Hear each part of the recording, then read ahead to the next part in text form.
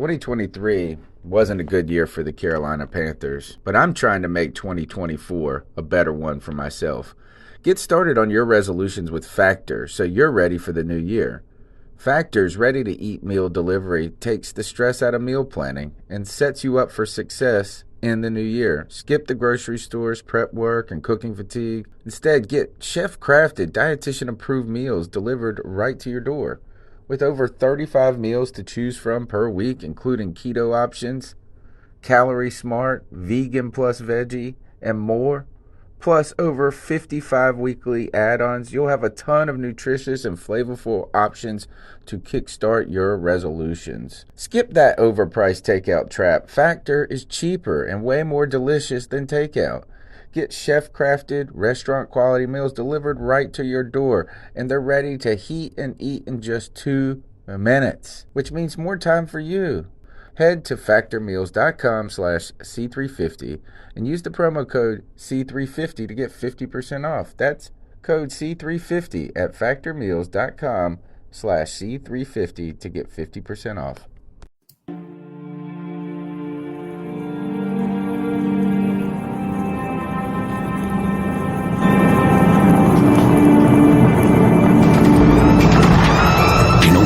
In a world where Carolina Panthers fans have insatiable Panthers news and opinions. Only one podcast roars ferociously. It's the C3 Panthers podcast. Perfect. Yo, what's the deal? It's Tony Dunn, host of the C3 Panthers podcast, the longest running Panthers podcast out there. I got a little Marty McFly look to me, slowly disappearing at the moment. The green screen's acting funny, but that's why I got the other guys on the show for the looks. We got a fun show tonight. Panthers offense or offseason turns dirty. Mike Davis goes to the Falcons. He is a dirty bird. Dan Arnold is our new tight end, big tall guy. We re-signed John Miller. We got a special guest tonight, Corbin Smith, Seattle Seahawks beat writer, to help us figure out a little bit about David Moore. We'll ask him about Russell Wilson. And since our last Tuesday night show, we made a bunch of defensive acquisitions. So we'll be asking, what will this defense look like? And I got to say, like my boy Deshaun would say, that's just the tip of it. So we have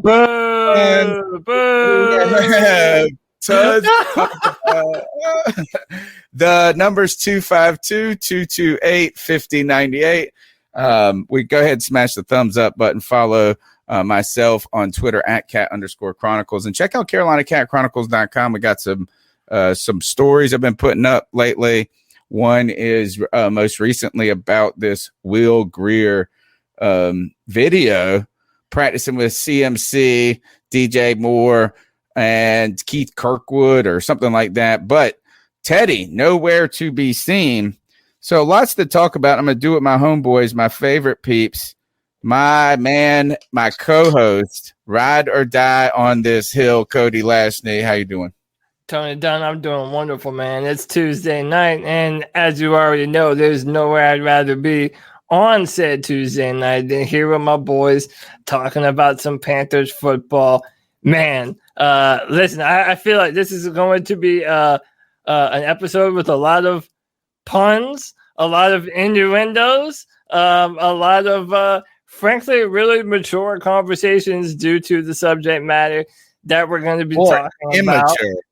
Or immature, or even premature, whatever, man. We don't know. We'll figure it out. We'll figure it out along the way. But you know what we're definitely going to do? We're going to figure it out with the best Panther fans in all of YouTube, Tony. I'm talking about all the usual suspects are in the building tonight. Of course, Ten Tizzy, Blake Bettis, Joey the Blind Panther Esquivel, 704 Bound Charlotte. All things metal, baby. Let's go. D. Wade, Moneybags Lawson, Corey Roberts, ATX 19, Tony Dunn. Ain't nothing to it but to do it, brother. Let's roll. We also got CK in the house. What's up, man? Master of many streams. Oh, just living the dream, man. Living the dream. Just moving things in the right direction, and it looks like the Panthers are trying to do the same thing. But I tell you what, I'm looking forward to over analyzing the heck out of that Will Grier video. Yeah, we'll have talk about that. As Corbin just sent me a message. He said, "I'll come on when you send me the link." I sent him a message that just said, "Here's the link," with no link. All right. Okay. Wow. So let's just go ahead and get started with the most recent news while I message him that Mike Davis goes to the Falcons. The Carolina Panthers now have a $64 million running back in Christian McCaffrey. And I put up a story today about it. Is that simple title, Mike Davis to the Dirty Birds. But what was interesting, I felt like, or what I thought was interesting, I started the whole story about your drumbeat of how you shouldn't be building teams around mega contract running backs. And Mike Davis's production was certainly not sensational like Christian McCaffrey's, but guess what? He did not get necessarily a lot of money. Yeah, he didn't really get anything, to be honest. And you almost kind of wonder what that says to our value. He signed a 2-year deal that was only $5 million. Which is got to be like $500,000 above the minimum. You know what I'm saying? It's not a lot. Yeah. It doesn't really surprise me, to be honest. I think that we've seen a lot of this. I think division rival teams are interested in teams from division rivals, just in general. You know, that player has spent an entire year, with a division rival. They have insights onto game plans, schemes, a lot of those different things. I mean, it sucks, but what are you going to do, man? It's the same thing that happened with Ted Ginn going to New Orleans right after being with the Carolina Panthers, right?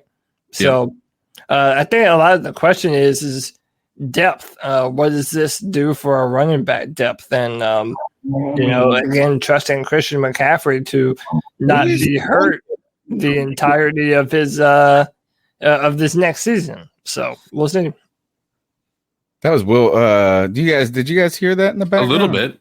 Yeah. Okay. That was Blake Bettis. I accidentally clicked on his call. He's fucking with me. He's fucking with me, dude. He didn't like that Deshaun Watson tip joke.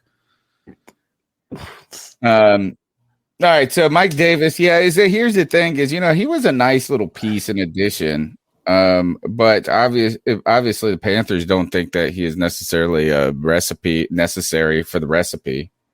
On top of that is I'm not happy that he's got to about to beat us like a damn sledgehammer. I mean, I don't think he's going to all of a sudden that we have to worry about the Falcons in like this imposing run game. Yeah. But he is a sledgehammer. You know what I'm saying? Is that if he would have, it's not that favorite spot he could have landed.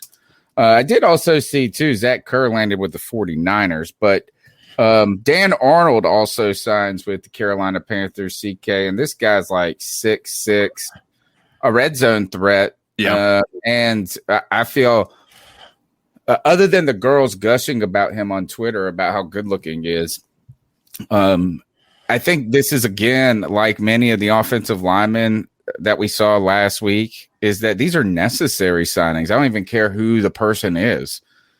You need a tight end at this point.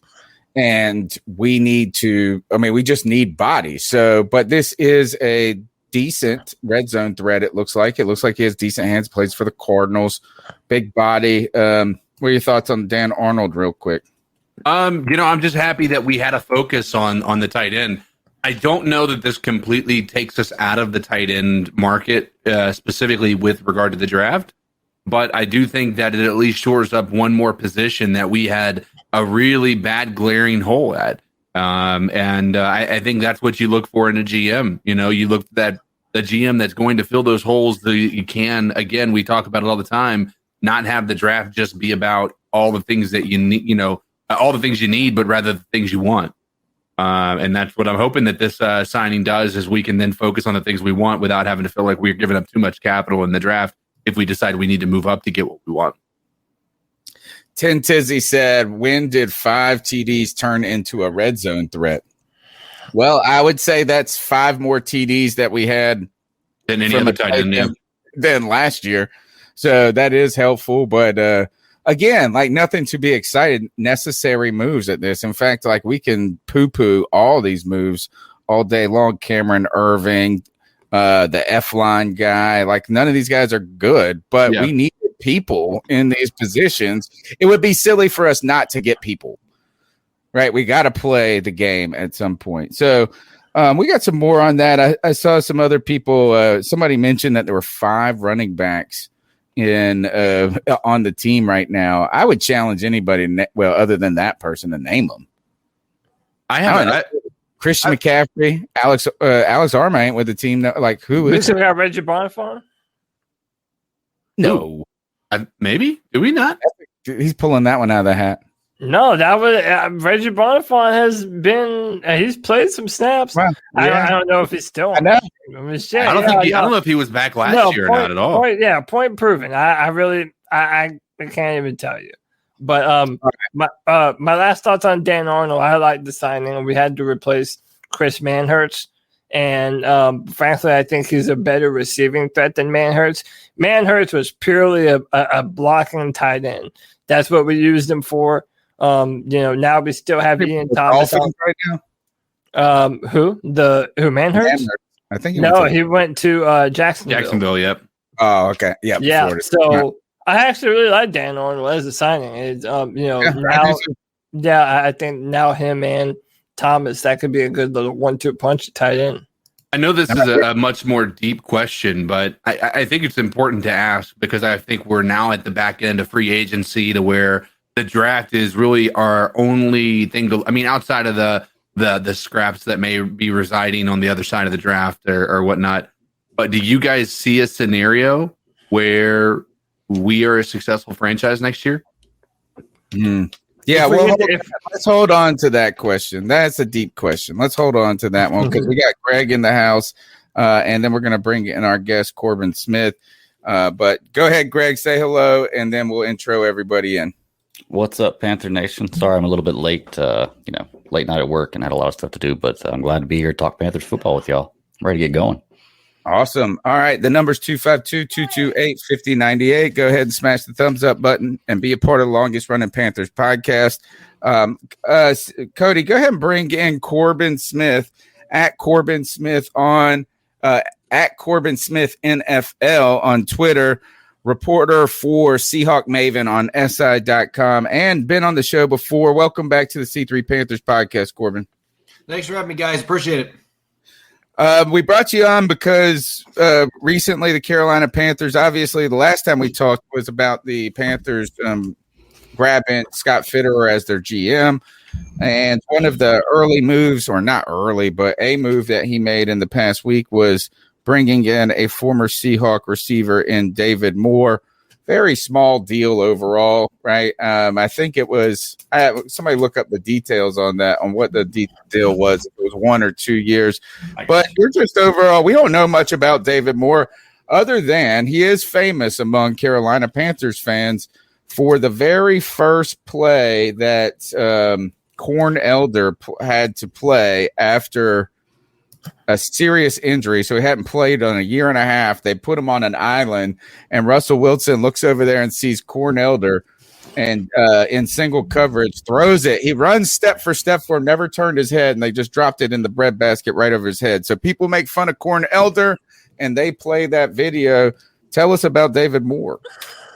Well, Carolina's getting a receiver that has a ton of talent, but he's also been extremely inconsistent. And you look at the last 3 years, he would have games where it looked like this kid's really coming into his own as a legitimate number 2 receiver. There were a few games early last season where you could make the argument that he looked like somebody that probably would have been a day 2 draft pick, probably a 2nd or 3rd round talent. That's the kind of player that we're talking about here. He's very athletic, strong lower body. He can break tackles after the catch. He can make outstanding highlight reel grabs on deep balls. And then he'll turn around and he'll drop a pass that's right in his breadbasket that is on like a slant or something. So he's perfect for the Panthers. We know that type of player. He's had his issues He's had his issues with inconsistency. Like I said, there has been stretches. I think you could go back. The most drastic one was during his first full season with the team that he was playing extended snaps, 2018. In 2018, the first half of the season, he had like a 5-game stretch. I don't have all the numbers in front of me, but he scored almost all of his touchdowns, and like 80% of his yards happened during that span. And he was really coming into his own. And then he just went ghost mode the last month and a half. Barely did anything, wasn't targeted. Playoff game, only played a handful of snaps against the Cowboys. 2019 had somewhat similar situation. And then last year, first half, he's on pace for almost 700 receiving yards and 7 or 8 touchdowns. And then the second half kind of went in ghost mode again. But the whole Seahawks offense did that to an extent last year. So I don't know how much of that is on him. But you are getting a player that can go off any given game for 80 to 100 yards. He can make incredible catches downfield. He had a couple SportsCenter top 10 worthy touchdown receptions last year early in the season. He has plays like that sprinkled in. He just hasn't been able to do stuff like that consistently. And I think some of the issue has been the receiving talent around him. Tyler Lockett and DK Metcalf are going to get the vast majority of the opportunities to get targeted by Russell Wilson because they're superstar receivers. But Moore is a guy that can step up as that number 3 target. He's a player that can run some jet sweeps. He's a pretty good ball carrier. Again, as I said, really strong lower body. He breaks tackles, so you can use him some in the run game. It just feels like the Seahawks didn't really take advantage of that, though, when you're talking bubble screens and quick passes. Really didn't find ways to get the ball in his hands that way and let him go to work, making yardage after the catch the way I thought he was capable of. If Carolina can do that with him, and he continues to improve as a deep threat, this is a guy that I still think has a ceiling where he could be an 800, 900-yard receiver. I think he has that kind of talent. He just hasn't been able to put it together for 16 games.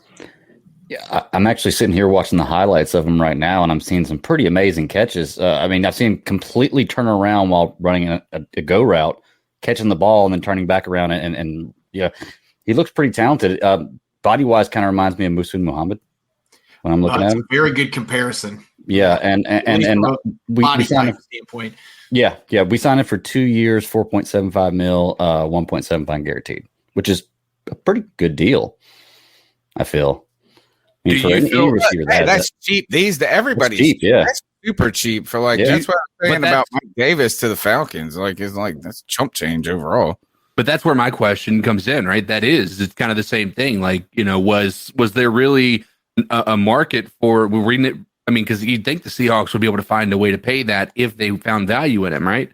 But was it just a cap casualty? Would you say, Corbin? Well, it wasn't a cap casualty. I mean, he was a free agent, but you have to know that before last season, he restructured his contract. They gave him a restricted free agent tender last season. They restructured his contract to make him a little bit more affordable. It seemed like he was a player they wanted to have around, but at the same time, they were not ready to commit to him long-term, and it all goes back to the consistency issues. And also, you have to keep in mind, Tyler Lockett's going to be a free agent after this year. DK Metcalf can start negotiating his second contract after this year.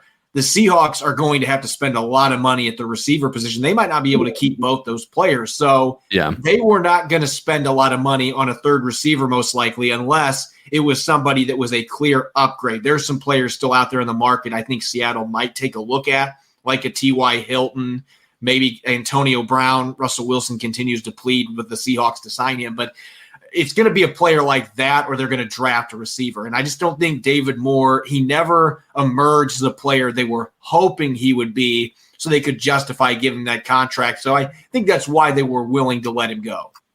There's one thing real quick, though, is Tyler Lockett, right? Isn't he's already gotten a money deal, right? So you're saying that he's like coming up for another term. And then on top of that, I do know that the Seahawks have a lot of cap issues just in kind of general at this point. And maybe not, I don't know if issues is the right word, but it's not like you have, you've got Bobby Wagner, you got Russell Wilson's contract, and then there's a lot of needs right now in a certain way. And you guys didn't go sign any offensive linemen or anything, that from what I know. Well, did trade for Gabe Jackson, so that really helped the offensive line getting a new left guard that can come in and protect Russell Wilson. Of course, all the trade rumors that have been out there, that's going to be a big deal, making number 3 happy going into this season. But, yeah, they do have a cap crunch that they're dealing with right now, so they were not going to turn around. And even $4.75 million, maybe the Seahawks gave him an offer. Speaking with sources, have not heard that. I think that Seattle just decided we're going to move on. And again, I think a lot of it goes back to the fact that David Moore would make spectacular plays. He'd have big games, but then he would have 2 or 3 games where he just was nowhere to be found, and he just could not get past that hump where he was able to consistently play at a high level. And again, if Carolina can get that out of him, I think this kid, he's still only 26, going to be 27. He's still a very young receiver, and he came from a D2 school, so he's still learning how to play at the NFL level. There's a lot of upside. I just think from Seattle's standpoint, we've had 3 full years to look at you on the field. We're only going to pay a certain amount of money to bring you back, and that's a little more than we're going to pay, especially with our cap issues. Let me ask you this. How much of his lack of ability to really jump out was scheme dependent? Because we heard a lot about, let Russ cook. And now there's been all these rumors about Russell Wilson wanting out, and now that seems to have been quelled. But it does seem like on that team there really is kind of a clashing of heads on what the offensive identity should be. Do you think that maybe that could have played into the fact on why David Moore didn't quite live up to his true potential? And what kind of fit do you think he'll be in Joe Brady's offense? So going off the first question that you asked there, I'm just going to go back to what I said a moment ago. I think the biggest thing that Brian Schottenheimer as offensive coordinator missed out on when it comes to David Moore is I see him as a player. I'm not going to say he's a Curtis Samuel type because he's not going to be running out of the backfield like Curtis Samuel could, but right. He's a 200-plus pound receiver, as I said, with really strong legs. He's got pistons for legs, and he can make guys miss. He can break arm tackles. I always thought that this was a player. The Seahawks kind of became enamored, and this is their offense in general. They love the deep ball. And David Moore can make big plays downfield, but it seemed like they really got away from something that could have been a big strength for him.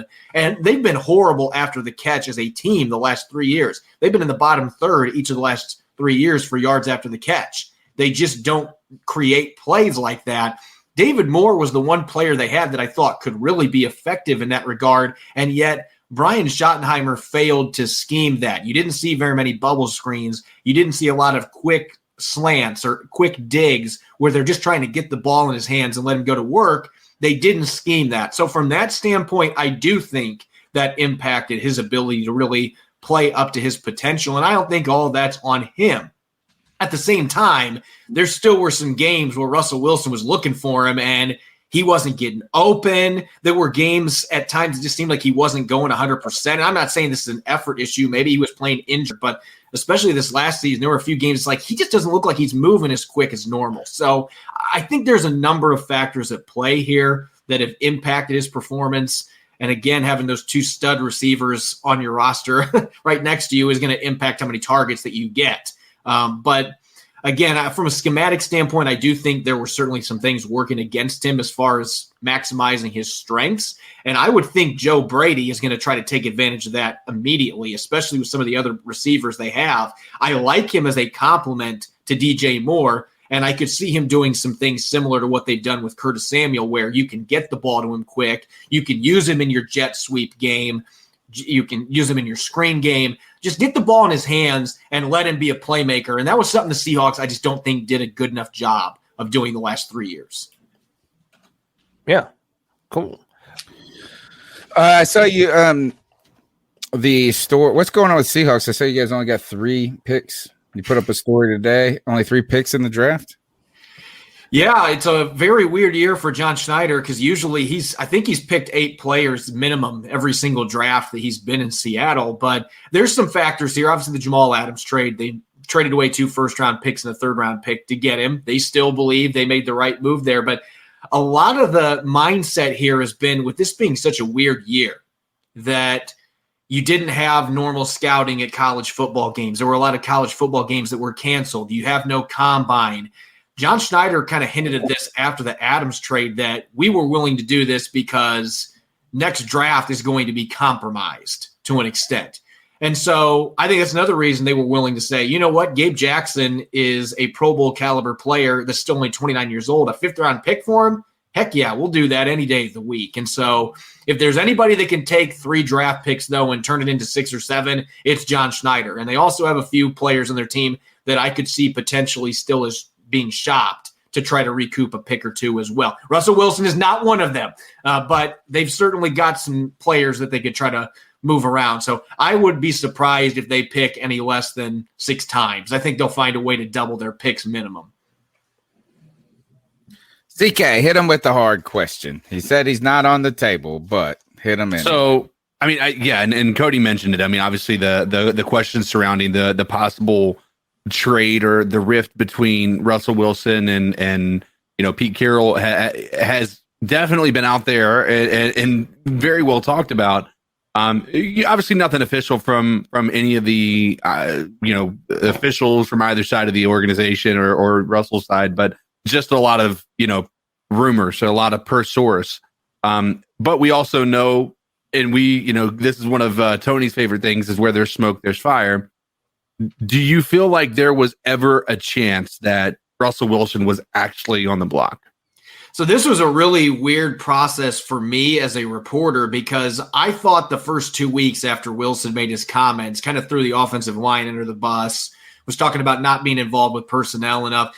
I thought those first 2 weeks afterward that this looks like the Giants rumors from a year or two ago, or when Cleveland was going to trade the number 1 pick for Wilson. Like, it looked to me like it was off-season fodder. And that's basically what I was told from a variety of sources, is that Russell Wilson doesn't really want out. He was just sending a message like, hey, we need to make some improvements with the offensive line. He was just trying to wake him up a little bit. Then his agent comes out with those 4 specific teams to Adam Schefter. That was really when my eyes opened a little bit, like, there's more to this. It's definitely not just smoke. The VMAC has some flames on it, at least. Yeah.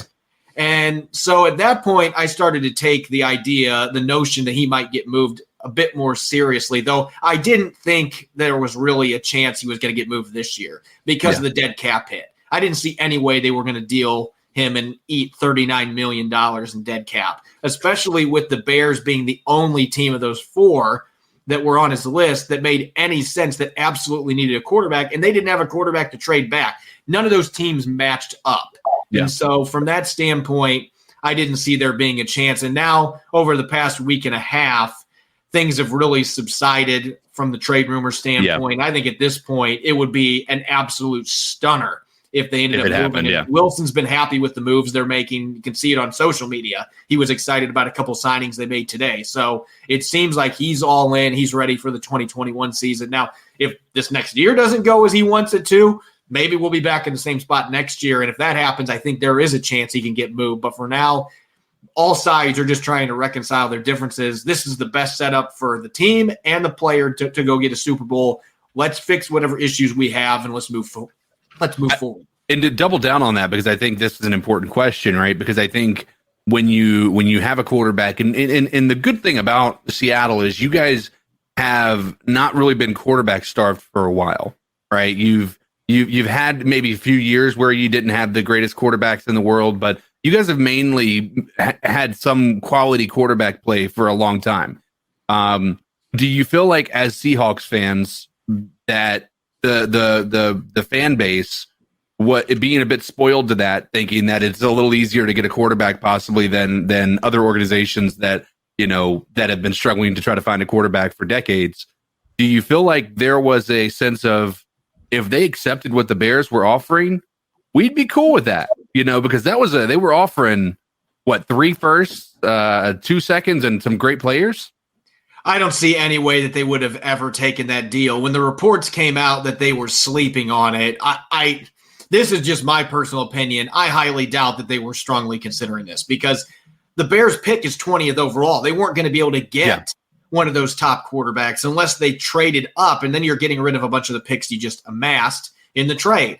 Certainly. Or if you were going to get Deshaun Watson, we all know right now that there's been a huge wrench thrown into that process with what's going on in the news. I'm not going to dive too much into that. Yeah, certainly. the point is that if the Seahawks were going to move him, to me, the only way that it would have made any sense, and I still probably wouldn't have done it if I'm general manager, but if you can get one of the top picks and you could get one of the stud quarterbacks in this draft class, then maybe you're willing to pull the trigger if you feel like that bridge has been burned beyond repair, or if somehow the Texans are linked in your trade talks and you can get Deshaun Watson. Otherwise, it made no sense. The Cowboys re-signed Prescott. You weren't going to be able to get – Derek Carr's not going anywhere. The Raiders aren't trading him. So they weren't going to get a quality return where they could get a quarterback. And you can't roll the dice thinking we're going to get another quarterback in the third round that's going to become a Hall of Famer like Russell Wilson. That just doesn't happen very often. Yeah. So I think they've made the right move here, not making a bold move and trading him away. Again, absolutely. Next season, maybe if things don't play out as Seattle and Wilson hopes, then maybe we revisit this. But for now – everything seems to be heading in the right direction for the team and the player. Yeah. Do you feel like I think that the GMs are going to be the most logical in this, right? They're going to approach it realizing, yes, this is not something we want to do. We are not getting rid of Russell Wilson. He is way too important and too rare of a, commodity at this point in time to try to replace. But as Seahawks fans, I think there's a sense that we know that quarterback's important, but if you hear 3 firsts and 2, with your ear on the ground, understanding more about that fan base than we do you think that there was a sense of like from the fans specifically that they were okay if Russ wasn't there anymore? I think there was a small minority that was okay with that. I could go back and look on social media and you would find some people, he's become a diva, let's get rid of him. But I would say 90% of the fan base was on Russell Wilson's side. There was a lot more people saying it's time to fire Pete Carroll, which I don't agree with that either. But you had 2 extremes there. I think most people, this is weird because in today's society, it's usually you pick one extreme or the other. But I think most people were actually in the middle saying there's a little bit of blame for both these guys. Kiss and make up, sing Kumbaya, whatever you got to do. Let's go into 2021 feeling good about this situation. So I think that's where most fans fell.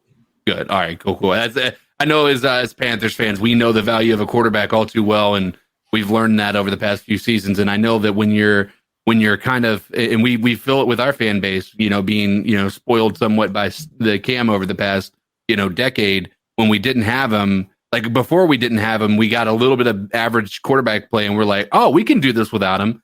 And now we're realizing, oh, we do need a quarterback that's elite in order to be able to compete in this league. And I just didn't know if there was a sense of that, kind of just being spoiled, not really realizing how important that role that Russell Wilson plays is to that organization. All right. Well, look, Corbin Smith, I know Corbin's got to do a TV spot in just a little while. Corbin, you're a Seahawks Maven writer for SI. Tell them how they can follow you on social media.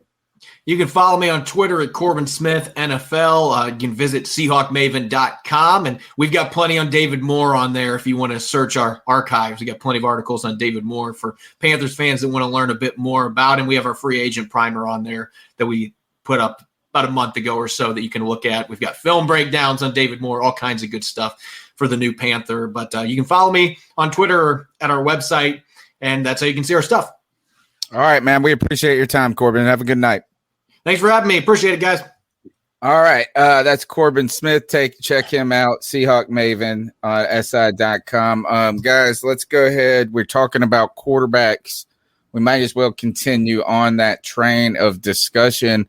Most recently, there was a video. Let me see if I can figure out how to put it up here with this.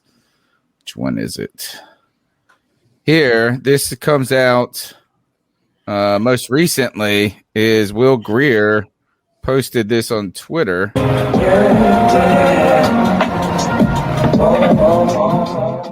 It's been a long time since I have felt this way about something, but now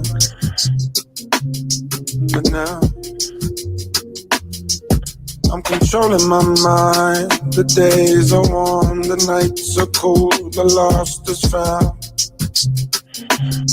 I'm found. Lord knows I need something to fill this void. Lord knows I need something to fill this void. Lord knows I need something to fill this void. Lord knows I need something to fill this void.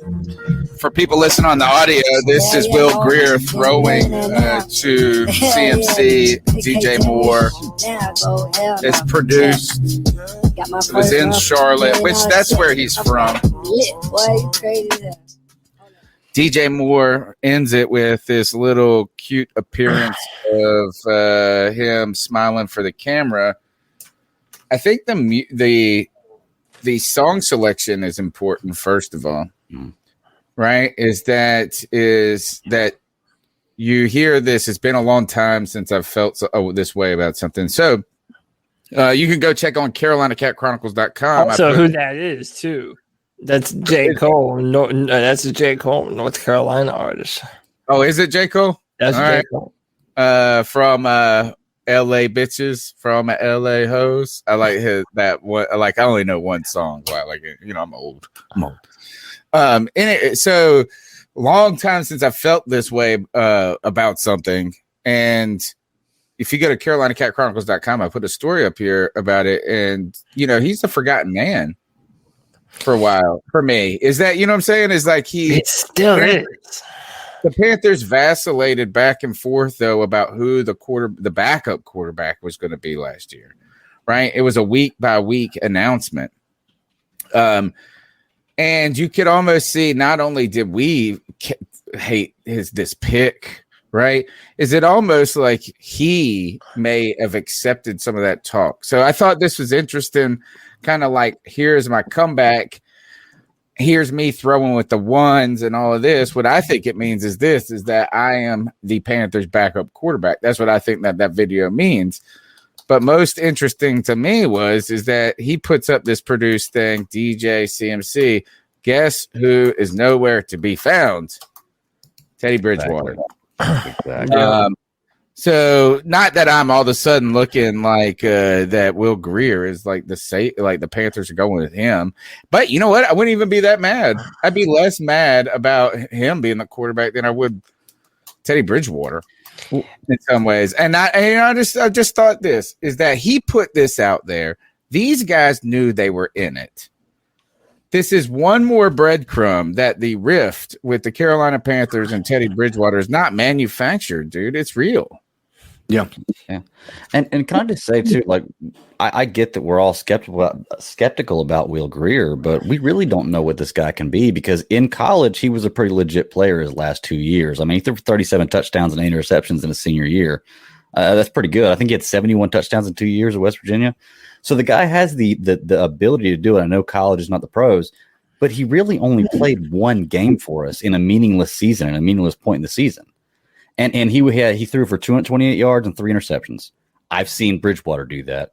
So why not give this guy a chance over Bridgewater? I mean, we've seen Cam do that. Exactly. That's what I'm saying. I've seen a lot of quarterbacks do that. It was his first game. I mean, I know he played a little bit in the game before that, but that was his first start, his first game, and we haven't seen him since. Against a fantastic defense, by the way. Yeah, a great Colts defense, yeah. And he played against New Orleans the week before that. Yeah, it's so, I mean... Yeah, it's not really interested in really seeing him. I just think it tells more about the other storylines than it does about the Will Greer storyline. Yeah, I mean, and I get the problem that I have is that, you know, the idea of Will Greer almost offers a visceral reaction from Panthers fans. Mm-hmm. You know, and he's already checked out of the podcast. Like, he stopped listening once we started talking about Will Greer. Yeah, right. And honestly, I get it, because you look at that one thing. I mean, we were already... Number one, what Will Greer does is it reminds us of a moment that we all hated, which was we had to start thinking about a future without Cam Newton. Right. Because that draft was the beginning of that. We had to start thinking, when we picked Will Greer right there, we then had to start realizing that we were 1 year away from having to actually make the decision of whether we're extending Cam or not. Right. And then we start having to ask these questions because we hadn't really seen the level of play since 2017 that we were looking for from Cam because of injuries and whatnot. And now we have this conversation going on. Unless he had a great year, we knew we weren't going to be bringing him back anyway. You know, right? So you're like a psychologist, bro. He's raising a psychologist. Yeah. It's more than we have talked on this show for a bazillion hours about all of this over the last several years. And we have devoted a lot of time towards Will Grier, hate, love, this and that. Greg went back and checked the tape to see if we like, all of this. There's been real hours and time and thought put into Will Grier. But it turns out it's not him being a bust as a pick that is the problem. I mean, that is a symptom of a problem. But you dug deep there. It really is like us getting our binky taken away from us. Yeah. A blanket or something. Think about it. In 2019, we had such a shoddy offensive line. That's why Cam was out, And then who were our wide receivers in 2019? Curtis Samuel, DJ Moore. Was that it? We did have DJ Moore, but I think Curtis Samuel was injured for the last half of 2019. I could be wrong. Or we just weren't using him appropriately. So that's what that's what I'm saying. This guy I'm not saying he's the answer. I'm really not.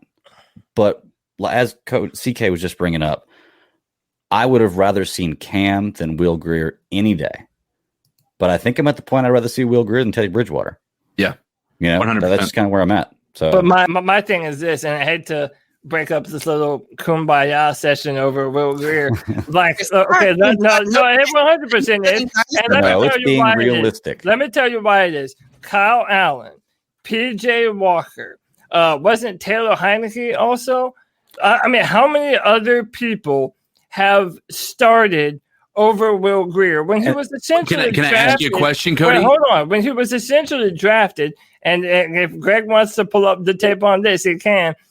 In our post-draft show, I said Will Grier is a contingency plan. He is an insurance policy for when, if Cam Newton gets hurt again, we have a backup that can come in, has potential, and isn't going to tank our season. And the fact of the matter is, not only has he not been that, but he hasn't even been able to beat out someone like PJ Walker, who came in off the streets after we signed Teddy Bridgewater and couldn't even win the number 2 spot.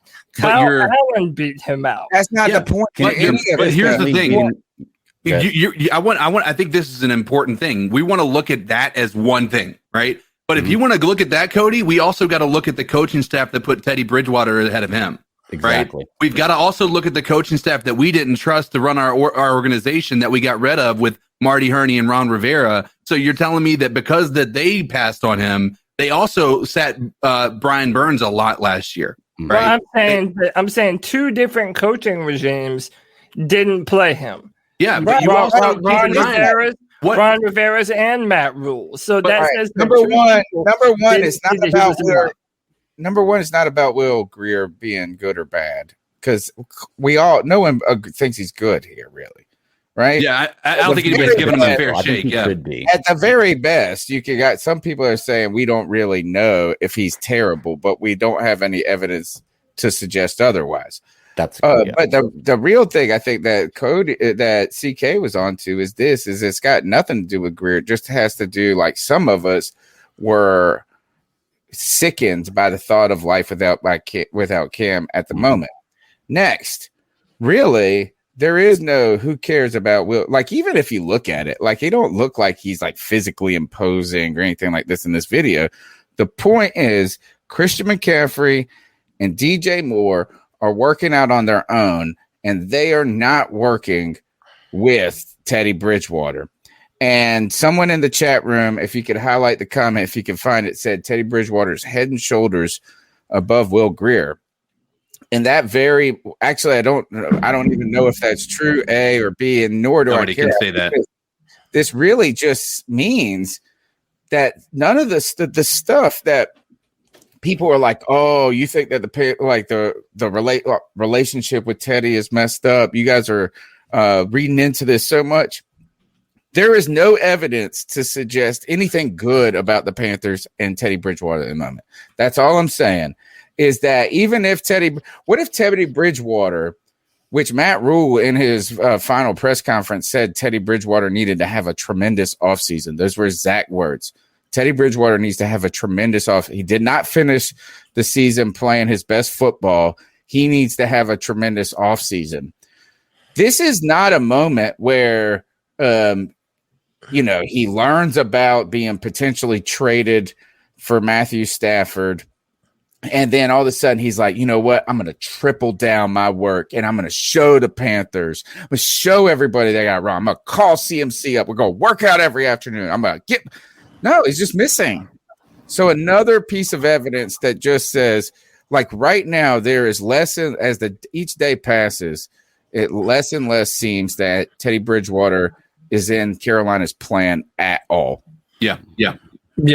It's not if he's going to be on day one. It's like right now, I'm just waiting for any bit of evidence that says that they are planning to proceed. Right now, everything suggests otherwise. Now, let's pivot that conversation to what the talk of the town was, the toast of the town. Just 2 weeks ago on this show, everybody's gushing to trade anything and everything for Deshaun Watson. But since over the last week, 10 days or so, first, stories emerged that there was going to be a civil lawsuit against Deshaun Watson for some sort of inappropriate sexual harassment type behavior from a massage therapist. Then we hear right as like people immediately so this lawyer puts this out, and he's like creating this storyline too as he's doing it. Right. And immediately there's a lot of controversy over, is this the way a lawyer should tackle something? What do we think about the genuineness of this? Then another name comes up with the lawsuit. So you're thinking, oh, we have this one or two complaints by these two people. Deshaun Watson last Tuesday comes out and says, I've never treated any woman but with the utmost respect. And over the last 6 days, that number has gone from 2 to 3 to 9 to 12, with reports saying there is an additional 12 more to come. So right now is that Deshaun Watson has gone from a guy who potentially the Jets were coming after him. The Dolphins could be coming after him. The Panthers could be coming after him. Hell, we have people up here talking about straight swaps for Russell Wilson and Deshaun Watson, to now, as each passing day goes by, whether or not he's guilty or not, at this point, we can let all this play out, and we'll talk about those kind of details in that story. Right now, the guy could be on the commissioner non-exempt list going into the 2021 season. It has gone from 0 to 1,000 in a shake of a stick. I told you, man. A whole lot of bad puns. A whole lot of bad puns. A whole lot of innuendos. Chat, prepare yourself now. Prepare yourself now. By the way, before we get into this, before we get into this wet, juicy discussion about massage parlors, CK, I do believe it is that time again, my friend. Alrighty. C3 Panthers podcast. If you have not hit that like button, this is for you. Subscriber shame. Subscriber shame. 115 people watching. What a dope number that is, man. 50 people in the like. Hit the like button. Get our numbers up. That helps us get seen by more and more people. Helps grow Panther Nation. Man, we love doing this. We love that you guys love us doing this, and we want to continue to do it with an ever-expanding group of Panther fans. So like this, hit the notification bell, share this with all your Panther friends and family, man. We're having the discussion. Like my man Tony Dunn always says, we're just in the car going home from the Panthers game, man, talking about the Carolina Panthers and talking about the latest news going on with this team that we all love, man. So hit the like button. Listen, I want to start off on this. I am the resident Clemson fan here on the podcast, so I would feel, remiss if I didn't give my statements on this, right? I obviously don't know Deshaun Watson. I've never met the man. Most of us will never meet our biggest heroes in sports, right? They don't meet your heroes. Have you ever met that is true. They say don't meet your heroes. My thing is this. There are so many weird, shady aspects to everything going on with this situation that it really, really paints the whole thing in almost like a conspiratorial light. So how about this? Tony Busby is the lawyer residing over this case with all the different plaintiffs, was the one-time neighbor to Bob McNair, the owner for the Houston Texans. Tony Busby has also ran as a Republican for political office in Texas before. He's a really weird dude, okay? On top of it all, the timing of this is just crazy, man. Like right as Deshaun Watson is trying to reset the free agency market, now all of a sudden there's this trove of women that says that he is this creepy sexual abuser, and specifically with massage therapists, and that he calls in massage therapists and makes them do all these things.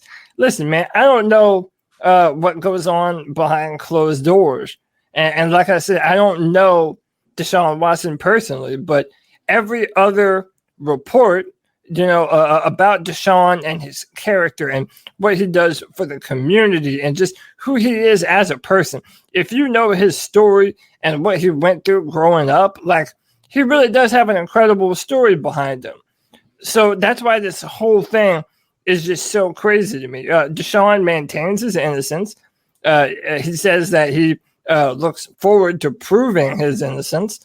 And then on top of that, we have this weird thing where a precedent has been set because Ben Roethlisberger also never had criminal charges brought against him and is still playing football today, as we all know. Mm-hmm. So it's first, that was way before the kind of recent rounds of like disciplinary reforms have gone through with the NFL. You know what I'm saying? Like, and I'm not saying the over the last decade, the NFL has made some changes, particularly when it comes to domestic violence being the certain issue. Now, I'm going to pose this question to you, Cody, and then the other guys can chime in. First, I have heard that this, like you said, he's a weird character, but I've also heard that he's like reputable in a way of like as an attorney across the country. Like, so he's not like just like Better Call Saul showed up one thing. Is he? Because then apparently he said that he talked to the Houston Police Department, and then they put out an official tweet that says, "We have not spoken to Tony Busby."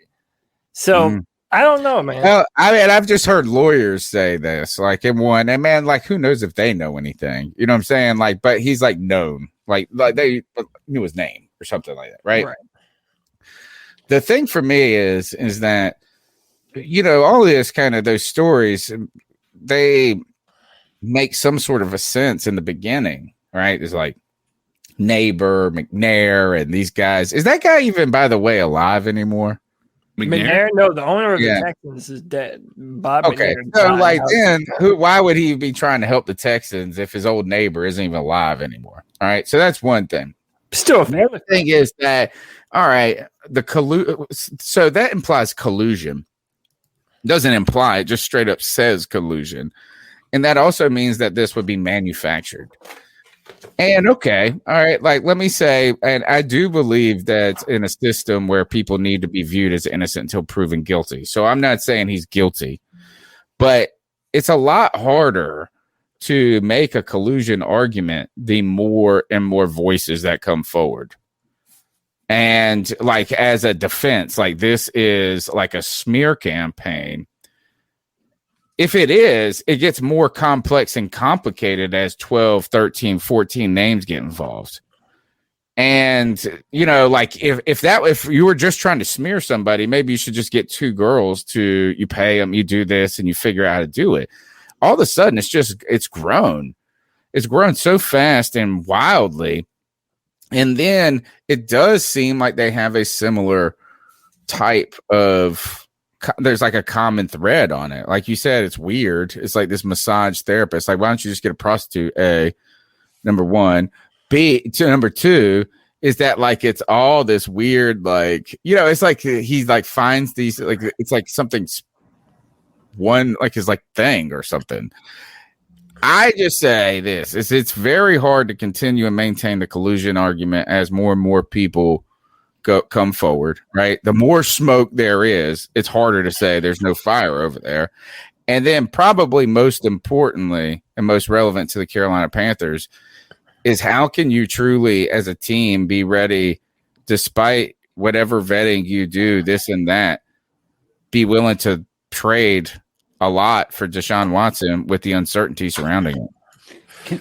Can I just I'm thinking about this, and you're right. I feel like this is kind of a smear campaign because you ask why, how can the Panthers reach out for that?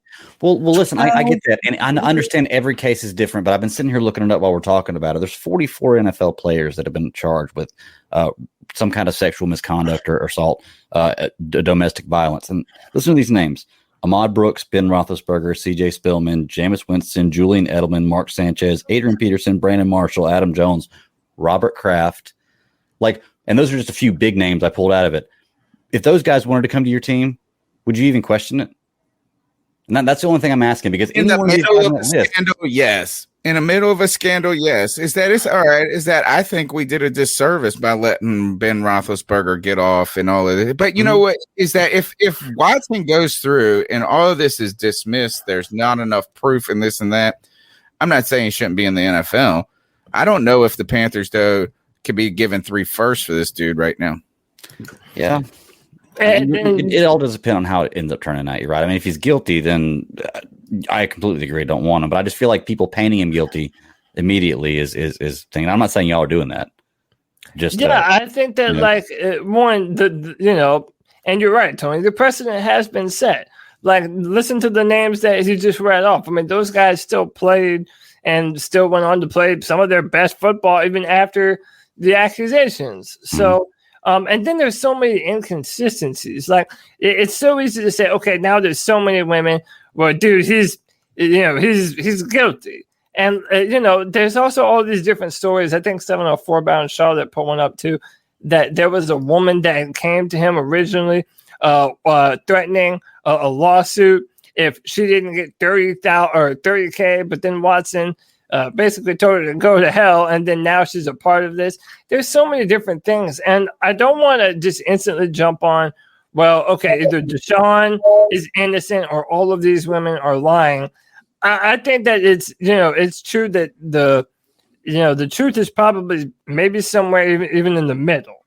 I don't necessarily, but for all of a sudden Deshaun to just be like a serial massage therapist, sexual assaulter, like, it's just so out of the blue, and then we're all just supposed to believe it instantly. Like, now it doesn't matter if he's innocent or guilty. Now that his name is attached to all of this in the media and in the minds of fans, now his name is connected to this kind of story. You don't just jump away from this. So, to me, this screams of a grudge. Someone has a grudge, and they're there's a great tweet floating around. It's in the Discord chat. By the way, you can find the Discord link in the show notes on YouTube. There's a great tweet that's floating around. Is like, either if this is made up, this is the greatest smear campaign in the history of the world, kind of thing. And two, if not, it's really fucking bad. Both ways, awful. I just think here is that overall, Cody, is that it's just so hard for me to maintain that, like, even if it's not as bad as they say, like, it's like this is a lot surrounding it. But the other thing I would point out is that I think that fans and the media and people have actually been remarkably patient with this story. At least maybe it's just because I'm watching the Panthers Twitter and everybody wants Deshaun Watson so bad. Maybe my tunnel is looking at people that are like, let the system play out. I actually, if this would have happened to and to be honest, it's even more surprising with a black quarterback that they're being this patient. Yeah. In the story with it. Yeah. I know everybody's like, you don't say his name on the podcast. Imagine if this would have come out about Cam. Imagine if he would have been like serial murderer, like he would have been FBI most wanted. Oh, there would have been criminal charges immediately. Like there wouldn't have been hesitated. And can I point? That has panned out so slowly, to be honest, because usually social media, particularly on situations with sports players and that involve kind of, I almost say female issues, but like the Me Too type, like you would have all of these women that don't even follow sports just piling on. I haven't seen that just yet. Well, and Tony, I just want to say real quick, I was talking earlier about all those characters that had gone through that stuff, and you were saying in the moment, and you're absolutely right. In the moment, it is a little different the way teams look at them, but we've even set a precedent for that because Antonio Brown got signed and won a Super Bowl this year, and he's still awaiting trial for his charges. He's still awaiting trial for his suspension. There is a weird story about Antonio. I mean, it's crazy. Sorry. The one story I know that has to do with sex with Antonio Brown is supposedly he had a physical therapist over there, and she was like watching TV, and he came up and on her back, like he just busted on her back. So that's like not only was that story so weird, it was just like, but here is that actually everybody has been talking shit about Antonio. I remember another story. But nobody seems to care that he was on the team and won the Super Bowl. If you're a Tampa Bay fan, you don't give a damn. He just helped you win a Super Bowl. Do you remember the other story about Antonio Brown and a massage therapist? Apparently, he would go to get physical therapy or something, and he would just fart and not have any care or regard for anyone else. He would just let it go. The Le'Veon Bell was my favorite story, where he had to go to practice or something. He comes back and they stole like $60,000 worth of jewelry or $200,000 worth of jewelry. Called the police up and they asked him what they were wearing. He's like, I don't know. When I left, they didn't have nothing on. On the phone. But here is this, regardless of his of what this turns out to be. If you're the Panthers, who were seriously thinking about giving up whatever it took, and among other teams very similar to give whatever it takes to get Deshaun Watson, the risk all of a sudden went way up. Imagine there's a good chance he could be on a commissioner exempt list, might automatically serve a certain extension, maybe be out until this is all resolved. I can see that. Imagine if you would have traded 3 firsts and this and that, and then this came out 2 days later, and you're like, whole franchise just destroyed. You know what's even crazier? Let's say all this is, obviously we'll wait and see what happens with it all, but let's say this all is true. And let's say that, let's just work on the assumption that it is not this grand conspiracy, right? How much have the Houston Texans just shit the bed, right? They had what offers on the table? They could have literally had this entire offseason, and they would have won, especially if Deshaun Watson is put on the commissioner exempt list. If that would be the case, that would, just think about that. Houston Texans could have had a plethora of picks, possibly players, and now they are looking at a quarterback that they're going to have to pay. That they might can't even cut. And in the worst case, in the worst scenario, they might have to cut. Circle back to Greg's comment about the people we have justified and this and that. Mm-hmm. There's also a bunch of people that we have destroyed in social media. True. And also have been ruined, deservedly sometimes, and maybe too much at other times. Mm-hmm. A couple of instances. Well, look, is that I think that Greg Hardy deservedly, even though I think people act like they ain't never heard that people on drugs and stuff act like this all the time. So that this was like he was the only madman in the room. They were all on drugs and crazy, but still, Greg Hardy was a story that we couldn't get past. No one got past. And that was largely because of the video evidence of the Ray Rice stuff overlapping it. And so you saw Ray Rice knock out his fiance, and then you hear 911 calls from Greg Hardy, who then choked out his girlfriend with assault rifles and cocaine or whatever. You know, those guys suffered the wrath. But then who was the guy from San Francisco who then played with Reuben Foster? Reuben Foster. Yeah, Reuben Foster. He played with the Washington. Had been in trouble in the past, but then his like false allegations, and the 49ers cut him immediately to save face. So it's timing, it's the position, it's the money, it's the consequences, and we find ways to justify and validate, whatever. What are your thoughts, though, is that, Cody, tell us about this tweet you put up here? So, yeah, I just put it up because I felt like it's relevant, and I think that it's still probably indicative of, what's going on. This is from 2 days ago. It says the Eagles, Panthers, Jets, Dolphins, 49ers, and Broncos are still interested in a potential trade for Deshaun Watson, despite his pending lawsuit. So at the time that this came out, it was still around 22-something women that were a part of the lawsuit. Apparently now it's up to 30, which again, it's just, I heard 24. The number I heard is it was going to be, but it's 12 or 14 official with more to come. Are they all massage therapists?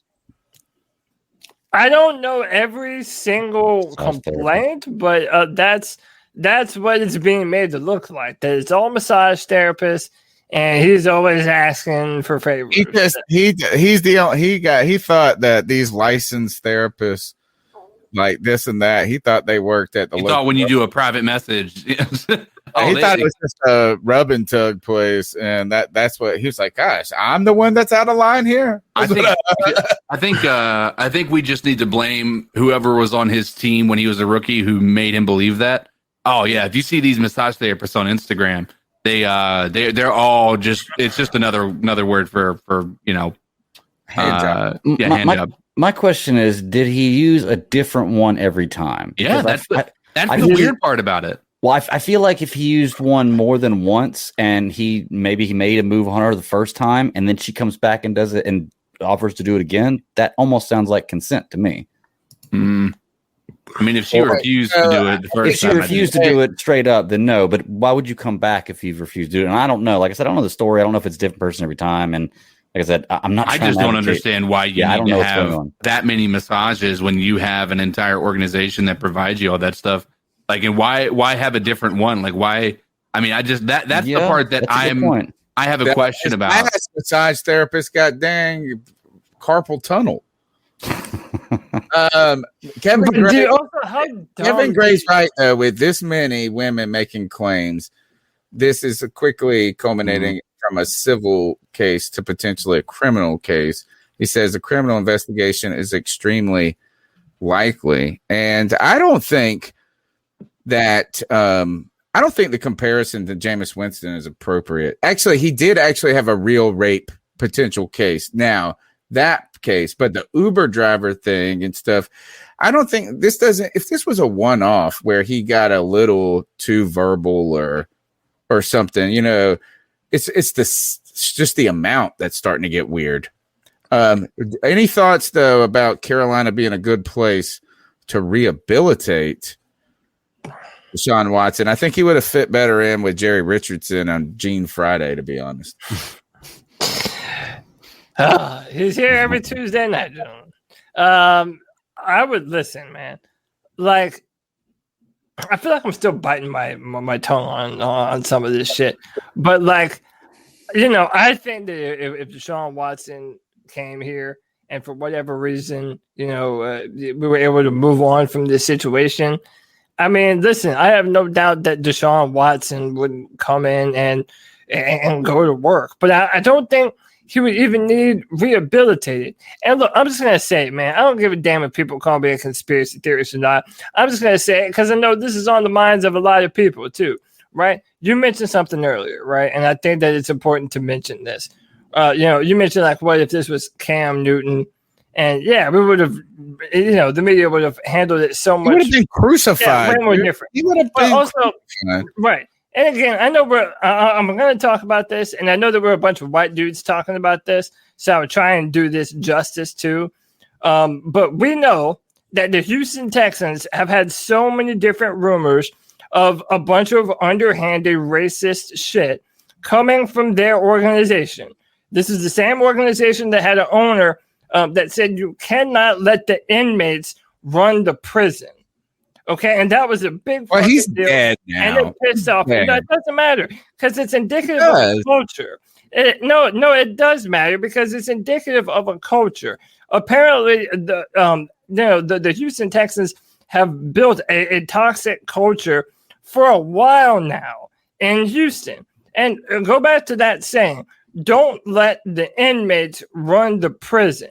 To me, this seems like if Deshaun Watson was able to force his way out of a football team, well, he is a quarterback in his prime, let alone a black quarterback in his prime. You're talking about resetting the free agency market for quarterbacks. Like, this is what quarterback in their prime has ever forced their way out of a football team because he didn't. Get the tinfoil out, dude. Get the tinfoil hat out because there are easier and less complicated ways to accomplish those goals. I just plant some drugs on him. But they can just smear him on the way out. Drugs in his water or something. This is a 30-woman case of this allegations. There's far too many moving parts. There's too easy to prove perjury in these cases, right? It's too complicated. And while I don't know if he is the monster that those numbers suggest, but the other thing is that no matter how good or whatever we come off, we all got a side to us that we're not honest about in the public and in the face. So I'm not, you don't think that's just a little bit weird how the scope of this? Oh, no, you trying to tell us something, bro? Really weird. I think the whole I'm a murderer, dude. I will not get my DNA tested because I have not taken murder off the table yet in my life. Okay. But y'all watch out. I'm not putting my stuff in the database. I'm keeping that option open. Understandable. Well, I also want to point out too that Cody, while I don't think you're wrong, I think the don't let the inmates run the prison is a bad analogy. I think it's just a generational thing, and he's an older person, so that meant something different to him possibly. I mean, my thing is, I can't judge a person completely on one bad analogy because I can look at any kind of music and hear people talk about stuff that if that's what I'm going to judge their character on, what they're singing about and making money about, then we're talking about a totally different game here. Now, I'm also not arguing that the Texans are toxic and it's a horrible organization and there's stuff going on there. I'm just saying, I feel more like that's a bad analogy he was making to just saying, I can't let the players run the team. A poor choice of words. I don't necessarily know if that was a jab or not, like calling them his inmates or making it seem like he owned them type deal. I think, Greg, that's in some of the ways the point is the institutionalized racism in talk. But that's built into the ethos. So Right. Going back, Cody, last question, Cody. And it's not last question. I'm asking you again. As the number of complaints grow, is it harder for you to tinfoil hat dismiss this?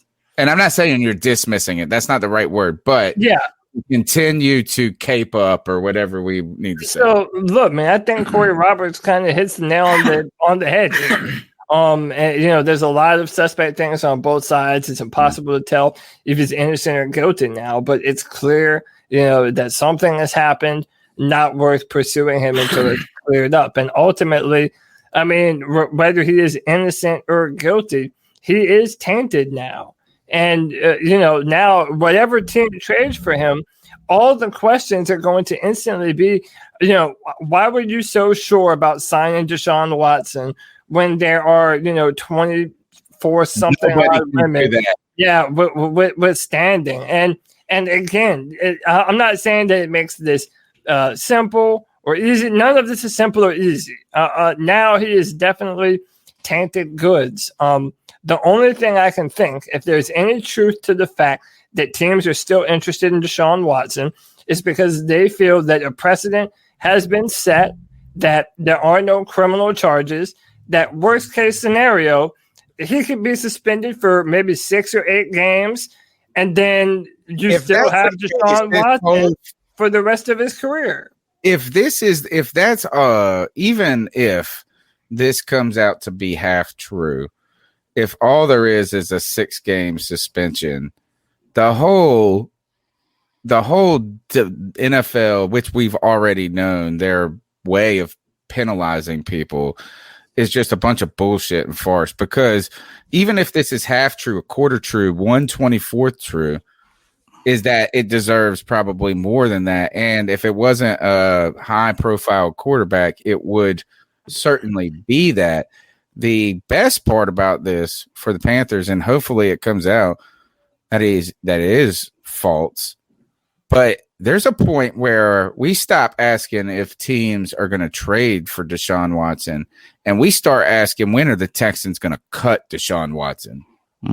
Right? Like, there's a point where, and that's why I don't think any NFL team would be willing to trade anywhere into this, despite their own investigation or anything. Like, I don't care. You can send Marty Herney and whoever the hell you want over there, private detective scouts or whatever, to go over there and try to figure out what's going on. But you would be, what a PR nightmare this would be to inherit that situation. Even if it does come out that it's 100% fabricated, it would still be something that these giant organizations have never wanted to affiliate. If they don't want to affiliate with a guy taking a knee during the national anthem, how the hell are they going to be wanting to connect their name to this? The thing that next saddened me about this storyline, though, is that I never got my hopes up about the Panthers trading for Deshaun Watson in the first place. And I was doing it on purpose, right? Because if it happened, I would be so elated. Yeah. I would be more elated than the person who expected the trade, right? And if it didn't happen, it's almost like it's not the prisoner's dilemma. It's there is a paradox where, like, it's better to believe in God than not to believe in God, because if it's right, you at least believed in God and go to heaven. Yeah. And it's kind of like dumb. It's like, and if it's wrong, then so what? You would never know. Yeah. Right. Yeah, you would never know you were wrong. Right. And so this is the paradox that has been, that's what I'm talking about, is with the hope for Deshaun Watson. But really, as I continue to look at segues to the Panthers, relationships to the Panthers on this, I'm saddened that all of a sudden, what if the Jets aren't interested in trade? Well, now the Jets won't be wanting Deshaun Watson. Now the Dolphins don't want Deshaun Watson. Guess what they do want? Quarterbacks in the damn draft. And so do we. So despite any of this, it hurts the Panthers' ability to trade up in the draft for a quarterback, or at least makes it more difficult. I think there is some news on that front if we want to transition to that. With regard to, I don't know if you guys have heard, but the Jets have been signing people with the notion that Sam Darnold is their quarterback moving forward. I don't buy it. I mean, I heard this has come from one tweet, or not one tweet, one story. This came from the Corey Brown. Is that his name? Corey Davis. Yeah. Came from the Titans. And he said that they had told him that they're rolling with Darnold. Like, so you got that one. And then NFL Rumors on Twitter said multiple free agents. So I have one confirmed. I don't trust that one. But do you think they're really going to be disappointed if the Jets pick like one of the top picks? They're like, oh, they ain't ever played with. No, it's not a matter of disappointment. It's a matter of what they're setting as far as the precedent right now. Like, whether or not they actually are, their intention is like whatever their intention may end up being. The reality is, if they're saying that their intention is to stick with Darnold, and it could be smoke in the water, right? They could be, trying to see what people are willing to offer for that next round, for moving up in the draft. But I'm just saying right now from that perspective, and it's a conversation we've had and we've seen being, continuing, out there in the stratosphere is, are you prepared as an organization just a few years into a guy who's 23 or 24 years old to write him off as somebody when you just drafted him so high? I mean, is that really the approach that you guys are taking? Or are we going to continue to have the same thing that the Browns were doing for the longest time, which is drafting people and then assuming they were the problem, or hiring coaches and not adjusting based on the like it's the coach's fault, so we're going to fire them after 1 year. We're going to fire them. Like he was in an inept, like an entirely inept organization.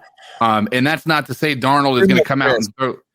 What's too that? much risk. I think it's too much risk. Is that even if that, say all that's true, is that is all hoping that you made all the other right decisions. You could make all the other right decisions and a new right decision in signing Zach Wilson. And go back to that quarterback class. I think that was the Jared Goff. That was the Sam Darnold. And I think Jared Goff was a different. Yeah, that was completely different. Jared Goff and Carson Wentz was in 2006. Oh, okay. Who was Darnold with? It was Rosen, Josh Allen. Lamar Jackson, Sam Darnold, Baker Mayfield. Oh, God. Yeah. And to put it in, like, I think it's important that you guys realize he was sought after more than Josh Allen and Lamar Jackson. So, I mean, to say that he is just a complete bust when he hasn't, I mean, he's been given the opportunity to show out, right? And an organization that's inept, that hasn't got a quarterback. Like, I mean, if you watch Pat McAfee, he had a guy come on who said he was watching Sam Darnold's film. And yeah, he's not great, right? The film didn't show, but they're all things that are fixable, right? They're all things that can be improved upon. The thing that couldn't be improved upon was who he was playing with, because the entire coaching staff was just that bad. Like, and they talk about that. I mean, it's just, I think that there is a chance that the Jets realize that letting go of somebody who was at one point more talented in their eyes than Josh Allen and Lamar Jackson, I think that says something, guys. My boy Mason from Play Like a Jet podcast, who, I mean, they're not schlubs, and he doesn't claim to know exactly what's going to happen, but he says he has no interest. He's seen nothing right now that says we shouldn't just move on from Darnold. Like, I said, like, what do you want for the number 2? He's like, I don't want to give it up. Yeah, I don't, So who at number 2 could they pair with Darnold that they think could be a success? If they need offensive line. They would just continue to draft offensive line and what weapons and build around. My thing is this. So I'm not guard or right tackle. My original thought of this, CK, is that it's probably a smokescreen, just because for the sheer fact that you could get a prospect. You watch that Zach Wilson film with me, so the prospect of having Zach Wilson on a longer, cheaper deal, I'm sure that's enticing to them. And no matter what, free agents, they're going to play for whoever they're told to play for. However, I do want to go a different direction with this, because I think the Carolina Panthers need to already be in the discussion with the Jets, no matter what they decide to do. No matter what they decide to do, because I think they can help us either way. So, for example, I genuinely think, and I put this in our chat room earlier, I think the Panthers are going to fall in love with Zach Wilson and with the idea of pairing him and Joe Brady together, and what type of magic this offense could be able to create with the weapons. I genuinely believe that's going to happen. I'm even predicting it, right? But let's just say the Jets are like, no, but for all those, we actually like Zach Wilson and we're going to take him. Well, we need to be prepared for a scenario, in my mind, where, break glass in case of emergency type of scenario, meaning the top 4 quarterbacks are off the board. Nobody's willing to let us trade, and the top 4 quarterbacks are gone, and the Panthers are picking at 8. Well, what do you do in that situation? You have to have a plan to be able to go forward in the case that you're not able to get your guy. And that's where I do think Sam Darnold should come in. And if for whatever reason the Panthers are not able to land Deshaun, and we're not able to get a quarterback of the future in the first round, then you have to have some kind of contingency plan. And for all those reasons that you just mentioned, CK, about Darnold not having a team around him, being with a terrible head coach, just being on an altogether team that doesn't put him in a position to thrive. Well, then, that is a restoration project that I wouldn't mind undergoing if none of our options are available to us. So I think no matter what they decide to do, we need to be having a discussion with the New York Jets. Because let me tell you, I don't know what Tony's about to say, but I would rather have Sam Darnold over Teddy Bridgewater, over Will Grier, and over PJ Walker, for sure. I don't like it. I don't like this idea because who cares if they draft Zach Wilson? Guess who's going to come cheap? Sam Darnold. Going to be dirt cheap. Then we'll move on. Sam. I don't want to be talking about it at that moment. I think that more probable. I think it would be easier to trade with Miami. Trade what? I think that we would like to trade to number 3. I think it'd be easier to move to 3 than number 2. I think that the Jets. I don't think the Jets. If I was them, I would not want to budge off of this. They need a quarterback more than anybody, or just as much as anybody, and they're in the spot. They got a new they got a new coach, they got all this. Is that to me it'd just be foolish. That would be like saying if we were in the number 2 spot and somebody came and gave us a king's ransom and so we're going to stay with Teddy Bridgewater. Like, no, right? But the 3 pick, we got to get ahead of 4, and I'm a Trey Lance guy. Other people are talking to Justin Fields in the chat, and I tell you this. Is do not go watch Mac. What's his name? Mac Jones. Mac Jones. Do not watch his pro day if you like him. I watched 15 minutes of it, dude, and I am not a scout, bro. But I watch football and I know eyeballs. I got eyeballs, bro. This dude, he looked like first of all, he had a dad body. Number 1, straight up dad body, and he's like 20. I got a dad body and I'm approaching 40. Understandably, I didn't have no dad body when I was 20. The other thing is that this guy, there was nothing to me that jumped out. There's just nothing. It was it looked like, and then the first 8 minutes of his pro day was the commentators talking about don't let a missed pass fool you. Because nothing was going right. I mean, yes, as the receivers were dropping them and some stuff like that. But they were cheering. Everybody in that whole building was cheering every time they completed one. And they're sitting there going, don't let this one pass. The whole time they were defending the thought of what they believed in this person. I'm just looking at it going I ain't want nothing to do with this homie.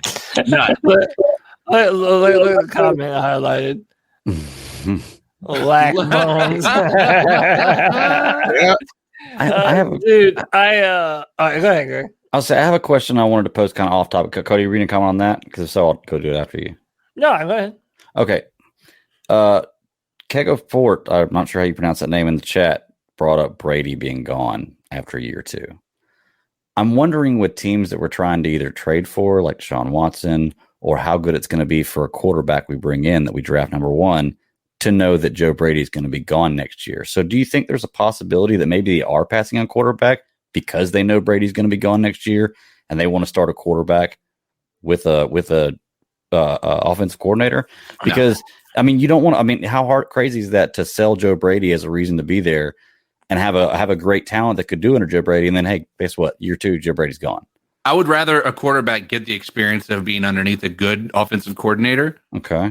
Regardless, even if it's just 1 year. Yeah, it's going to be a headache, but I mean, I think that makes a lot more sense for a quarterback to at least have said, well, this is what it looks like to be successful in this environment. But we also don't know for a fact that, he's gone, right? If we got another quarterback and we have somebody who is exceptional in every aspect of the game that we can tell, and we don't do well this year with the weapons that we have, it's nobody to blame but Joe Brady at that point. Yeah, I mean, we know Joe Brady is going to leave at some point, but my thing is this: having a quarterback for the future that you can depend on, man, what better bargaining piece to keep Joe Brady here? So, for example, Joe Brady, or get the next Joe Brady. To either get the next Joe Brady or to just say, listen, you're young. I mean, me and that guy are the same age. We're both 31 years old, right? Okay, he's still going to be in the prime of his life in the next few years. My thing is this: if we have a quarterback that can chuck it, that can make every throw, well, if you're Joe Brady, well, okay, I don't have to rush to be a head coach. Like, I can learn for a few more years, take my time. I know I have the quarterback. I know I have Matt Rule here. Like, Joe Brady can actually be a part of building the Carolina Panthers into what we're going to become. And then he can go and get literally his pick of whatever job that he wants. And he'll be able to say he has enough experience. He has the offensive resume. That's why this quarterback thing is so important for us right now. I think Joe Brady can still be with us, for more than even we're thinking, because we can make ourselves a better spot for him to be. Yeah. And look at what happened to the coordinator from Kansas City. Yeah, Eric Bieniemy. We thought he would have been signed 2 years in a row now. Who's Greg Roman. Yeah. Right? These are names that, like, you couldn't, You want to hear one even more impressive? Josh McDaniel. Like, he got offered head coaching and he decided to stay. And he might not be. I still think he's overrated. He took a job, didn't he? Didn't he take a job and then back out? He took the job and he backed out. Yeah, he was supposed to be the Colts head coach, right? And then he took the job and backed out or something like that. Yeah. I don't want to get into Trey Lance too much because, look, as I was looking at, who was that guy? I sent you guys the video. I put it up on Discord. The dude that ran the 4.2. Oh, God, what's his name? Rodell. What's his name? Rodell Moore. He's Rondale Moore, the wide receiver from. Can we do with another Moore wide receiver? I mean, hey, that's a great catch line. Give me more. Give me more. Give me more. Put it on the shirt right there. It's 5'9", and that is in shoes. But he squats 600 pounds. This is the time of year where I told you I don't like to look at this draft stuff because every time I look at it, I'm like, I'm in love with all the. I'm like, dude, this guy would be. He's the next Tyreek Hill. He's the next Tyreek Hill. So that's how I immediately was with Trey Lance. So I'm in love with Trey Lance. I'm not going to look at anybody. But I watched the Mac Jones thing, to be fair, today. And I want to present the opposite of what Kevin Gray said. Is Kevin Gray said that, look, I like the upside of Trey Lance, but there's a lot of question marks in the immediacy, competition about, validating if he's a top 5 pick. Well, I would argue that the flip side of that is what you're arguing is that there's a lot of upside, right? But it's the now that is making you hesitant. I look at Mac Jones and I would say that I don't see the upside. I see like to me that pushes him out of the top 10. Like, I think what's alluring about Trey Lance is what he could be, not what he is. And you're looking at Mac Jones and you're like, I don't like what you are or what you're going to be. That's how I felt. Like, he is the only one I will trust. Mac Jones. Yeah, I will not. If you give me Justin Fields, I'm going to take y'all's word for it. I'm going to be like, all right, I can work with this. Yeah. You give me Zach Wilson, I'm going to take y'all's word for it because there's all this upside. You give me Trey Lance. The only name at 8 that I'm going to be pissed is or higher is Mac Jones. I'll boycott for a little bit. I might have to take a walk out. I have to walk out and smoke something. Well, you don't even care when he's drafted. You just don't want him on the team. No, he is not my dude. Yeah, same. Same thing with me, man. Correct. Can I ask you? I want Mitch Trubisky or Mac Jones. Are they the same guy? No. Oh. No, Mr. Trubisky is mobile. I wouldn't even put it that. I wouldn't even put that. Mac Jones was. I mean, to be fair, I think Mac Jones has a better upside than Mr. Trubisky. Mr. Trubisky played how many games before he was drafted? How about this? Like nine. 1 season barely. Yeah. Matt Jones had a much better college career. I mean, you can argue that he was potentially on the best college offense of all time. And I would say that Matt Jones is a much better thrower of the football than Mitch Trubisky. But Mitch Trubisky is a more mobile runner. But they're both inept in bad ways. Like that's my point is we've seen teams reach when there's other quarterbacks on the board for a player like that. If somebody looks at it, Mac Jones, and says that's my guy, they're gonna. What's the possibility of him going? Could you see the Jets doing that? That's what I'm saying. I've seen worse things happen. Like Mr. Trubisky, didn't he go 1 or 2? Wasn't he? Oh, that would be a dream scenario. We said it in the moment when it came to Mitch Trubisky. Well, like everybody, it wasn't just like not the C3 podcast, but the like national news. Yeah, like what? What? It's the same. To be honest, is very similar. It's just not as there's more tape on Daniel Jones, right? The Trubisky part was people were scouts trying to be too cool. That's what they were trying to do. They were trying to be too cool. Like I found this diamond in the rough. Right. And that I'm going to prove to you I know more. Mm-hmm. The Mac Jones, we've seen a lot. Look, dude, let me see. Can we put this up? Yeah. Look at him. Look at his body, bro. Like I almost said, I wish he would have worn pads on his pro day. Why does he look 40? Like he looks like somebody I want to punch in the face. I don't know why. Immediately. Face, but a 40-year-old body. He did himself no favors by tucking his shirt in. Right? Agreed. Yeah, why did you tuck your shirt in? He wanted to show off the stomach, you know? I mean, look, my thing, this is my comparison for him, and I like my comparisons. Let me pat myself on the back a little bit. I don't even give a damn. I made a good comparison with Teddy Bridgewater to Jimmy Garoppolo, and I think that's an apt comparison. My comparison for Matt Jones is Kirk Cousins. I think dude's another Kirk Cousins. Okay. High joke is Tom Brady. Won't be half of Kirk Cousins, bro. I promise. Okay, listen to who Greg compared him to. Who did you compare him to? I compared him to just now. I don't even remember because I'm looking at this Tom Brady when I'm like, Tom Brady. Who did I bring it up? Tom Brady. Mr. No, I didn't say Tom Brady. Mile High Joe in the chat says Tom Brady. I compared him to Mr. Trubisky. It's stressful to me. Oh, no, we got to share Mile High Joe. No, I mean, why don't you see Kirk Cousins, Tony? Like, first of all, the body type to me is just completely different. But right? I think you got to separate. Body type that does dictate play to a certain degree. I think Kirk Cousins kind of is a slinger, man. And I watched this guy throw today, and maybe it's because they're all in pay. Like maybe he needs the pressure and the lights or this and that. I just didn't see anything to me. I think with Kirk Cousins, you can say, man, he got some good arm talent. And he takes some risk. It's like he's kind of like this dude that, he plays above his station almost. Yeah, Jones does too. My only criticism, listen, when you watch this film of Alabama, he's throwing the football downfield. I mean, he's chucking it. But it's to wide open receivers, and he has the most. You're gonna say about Trey Lance too. I just didn't see nothing that wowed me, right? From the arm talent side, and I don't want to just see that you threw a deep ball and all of a sudden we gush, right? It's because we put the Trey Lance video up and he throws 80 yards. That's not the only part of it, right? I understand that, but when I watch 15 minutes, I had to turn it off, dude.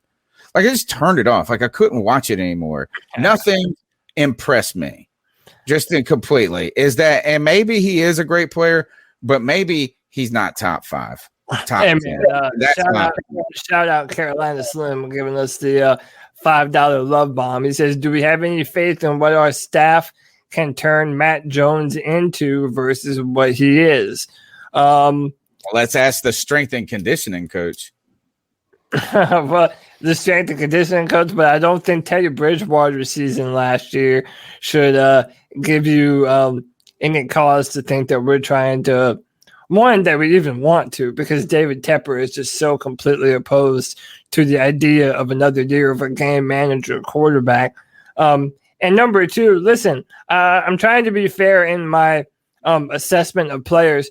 Matt Jones isn't terrible. I'm not saying that he can have no success. I just think that, for one, at number 8, that is far too high.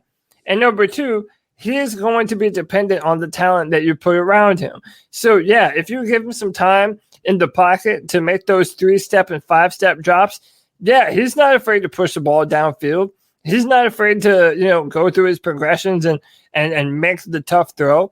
But he needs a good offensive line. He needs receivers that can separate on a high level against press man coverage. And I'm not saying that he can't do those things. I'm saying that I haven't seen enough evidence to say that he's going to be able to reliably and consistently do that on an NFL level.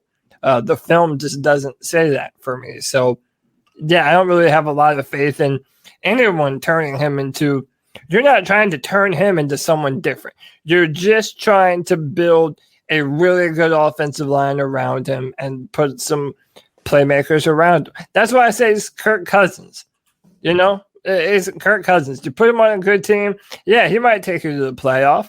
I'll tell you this: the Saints. I guarantee you, if Matt Jones is on the board by the time the Saints pick, they're going to take a gander at drafting Matt Jones. They can have him, bro. They can have him. I don't want I've never felt this quickly about somebody, but the eyeball test is not there. Let's go ahead and jump into the calls before it gets too late. The number is 252-228-5098. Go ahead and smash the thumbs up button, share and subscribe. Look, we got 113 people watching right now, getting some thumbs up on Facebook. If you're on Periscope, hit the retweet. If you're on YouTube, hit the subscribe, bell notification. We're putting out more content. And look, just remember, we're the longest running Panthers podcast, and we just here every Tuesday.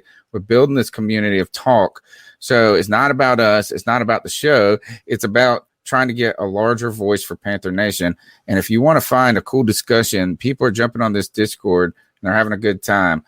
The information's in the YouTube show notes. It's a fun thing. It's kind of it's kind of like why I like Twitter, because I only follow Panther fans on Twitter because I have that's how it started.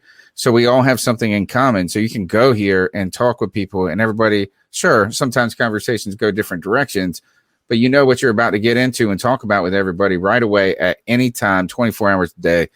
So be a part of the show. Number's 252-228-5098. Here, let's jump into the calls. Your thoughts on catcalling? Yeah, it's pretty. You shouldn't do that to somebody. And how did that make you feel? Very uncomfortable. So how do you think catcalling makes the person feel? It feels good, like. Who's that cat sitting in the back corner with his face buried in his nose? Who's that kid that can use one?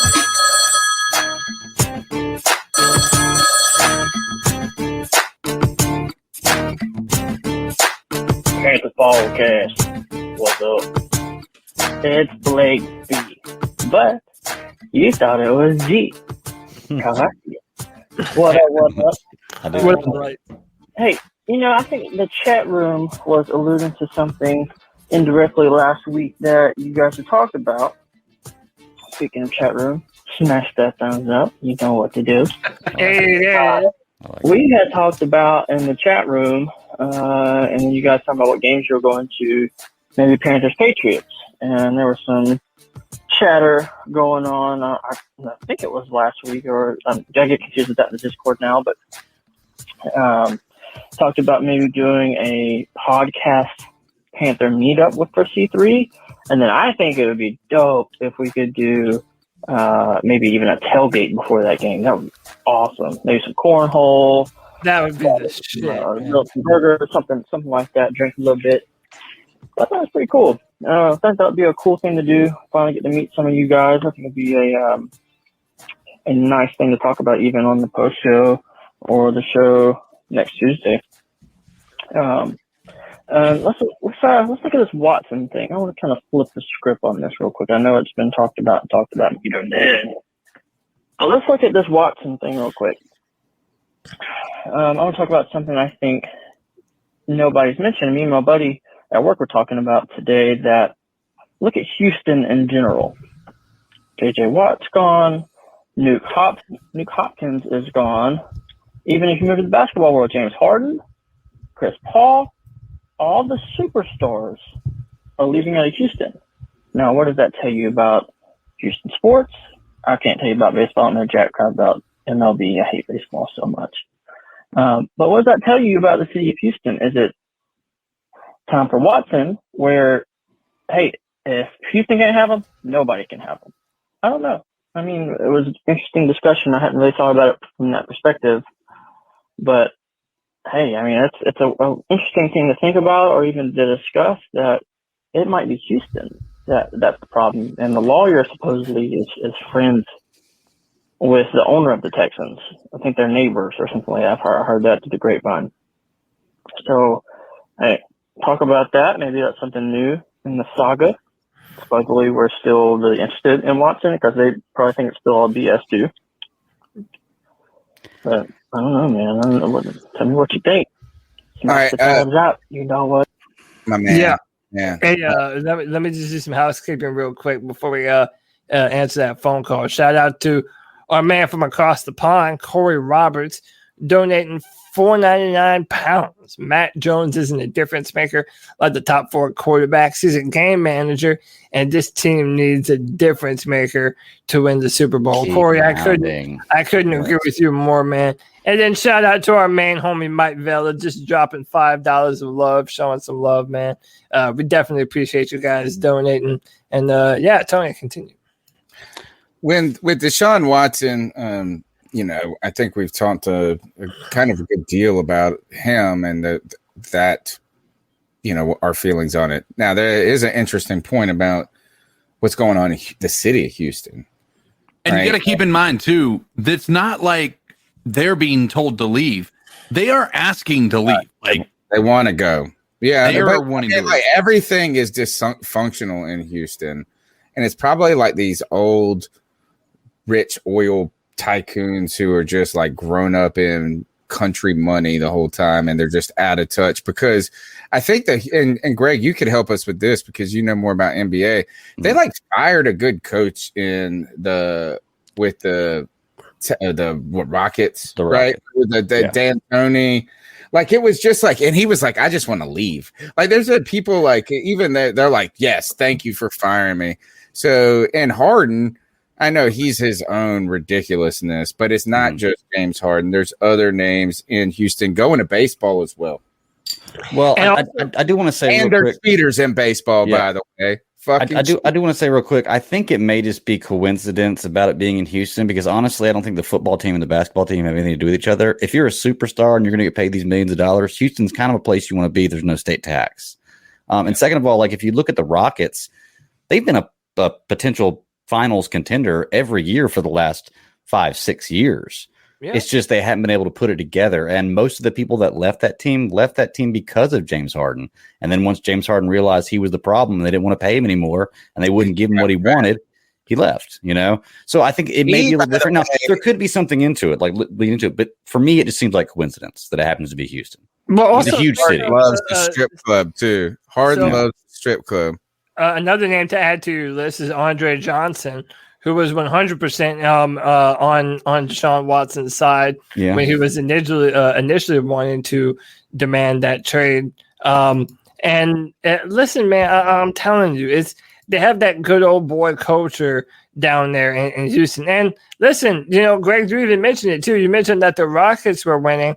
Well, listen, the Texans have been in the playoffs the past 3 years in a row. Yeah, that's what I'm saying. So yeah, the fact that you have so many good players in a state with no state tax, the fact that you have all these things in place and players still want to get out of there, they still don't want to be a part of it. Like it really speaks Houston is not the most what's going on down there. But why is that the city of Houston's fault? No, it's not. Bad organizations there. That's actually what I'm saying. Yeah. It has nothing. If anything, the city is why you would go to Houston, and it's what would keep you in Houston, right? Mm-hmm. But the toxicity of that culture and what they've done. I mean, JJ Watt wanted off the team. They got rid of DeAndre Hopkins for literally no reason at all. They already started to fire people that really liked Deshaun. It stinks, man. It 100% stinks. I'm not saying, I don't know 100% of any of the details, but so many things just say to me that is a good old boy society. And whenever they the inmates, crime. There's a lot of crime in Houston. It's not the most sophisticated cities, from what I've heard. I have my wife's uncle lives there. One last joke about Deshaun Watson is how big would this lawsuit be if they also included undocumented massage therapists because of the immigration problems? All right, to the most important part of the call. The most important part of the call is us going to a game, right? Yes. We did not go to a game in 2020. We suffered in 2019. CK and I split this cool package, which we should just go ahead and do. If that opportunity comes up, let's just go ahead and do it.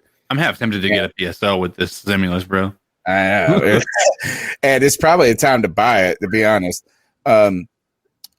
But we is that we have the usual suspects to choose from, right? We're going to play Tampa Bay. We're going to play Atlanta. We're going to play New Orleans at home once.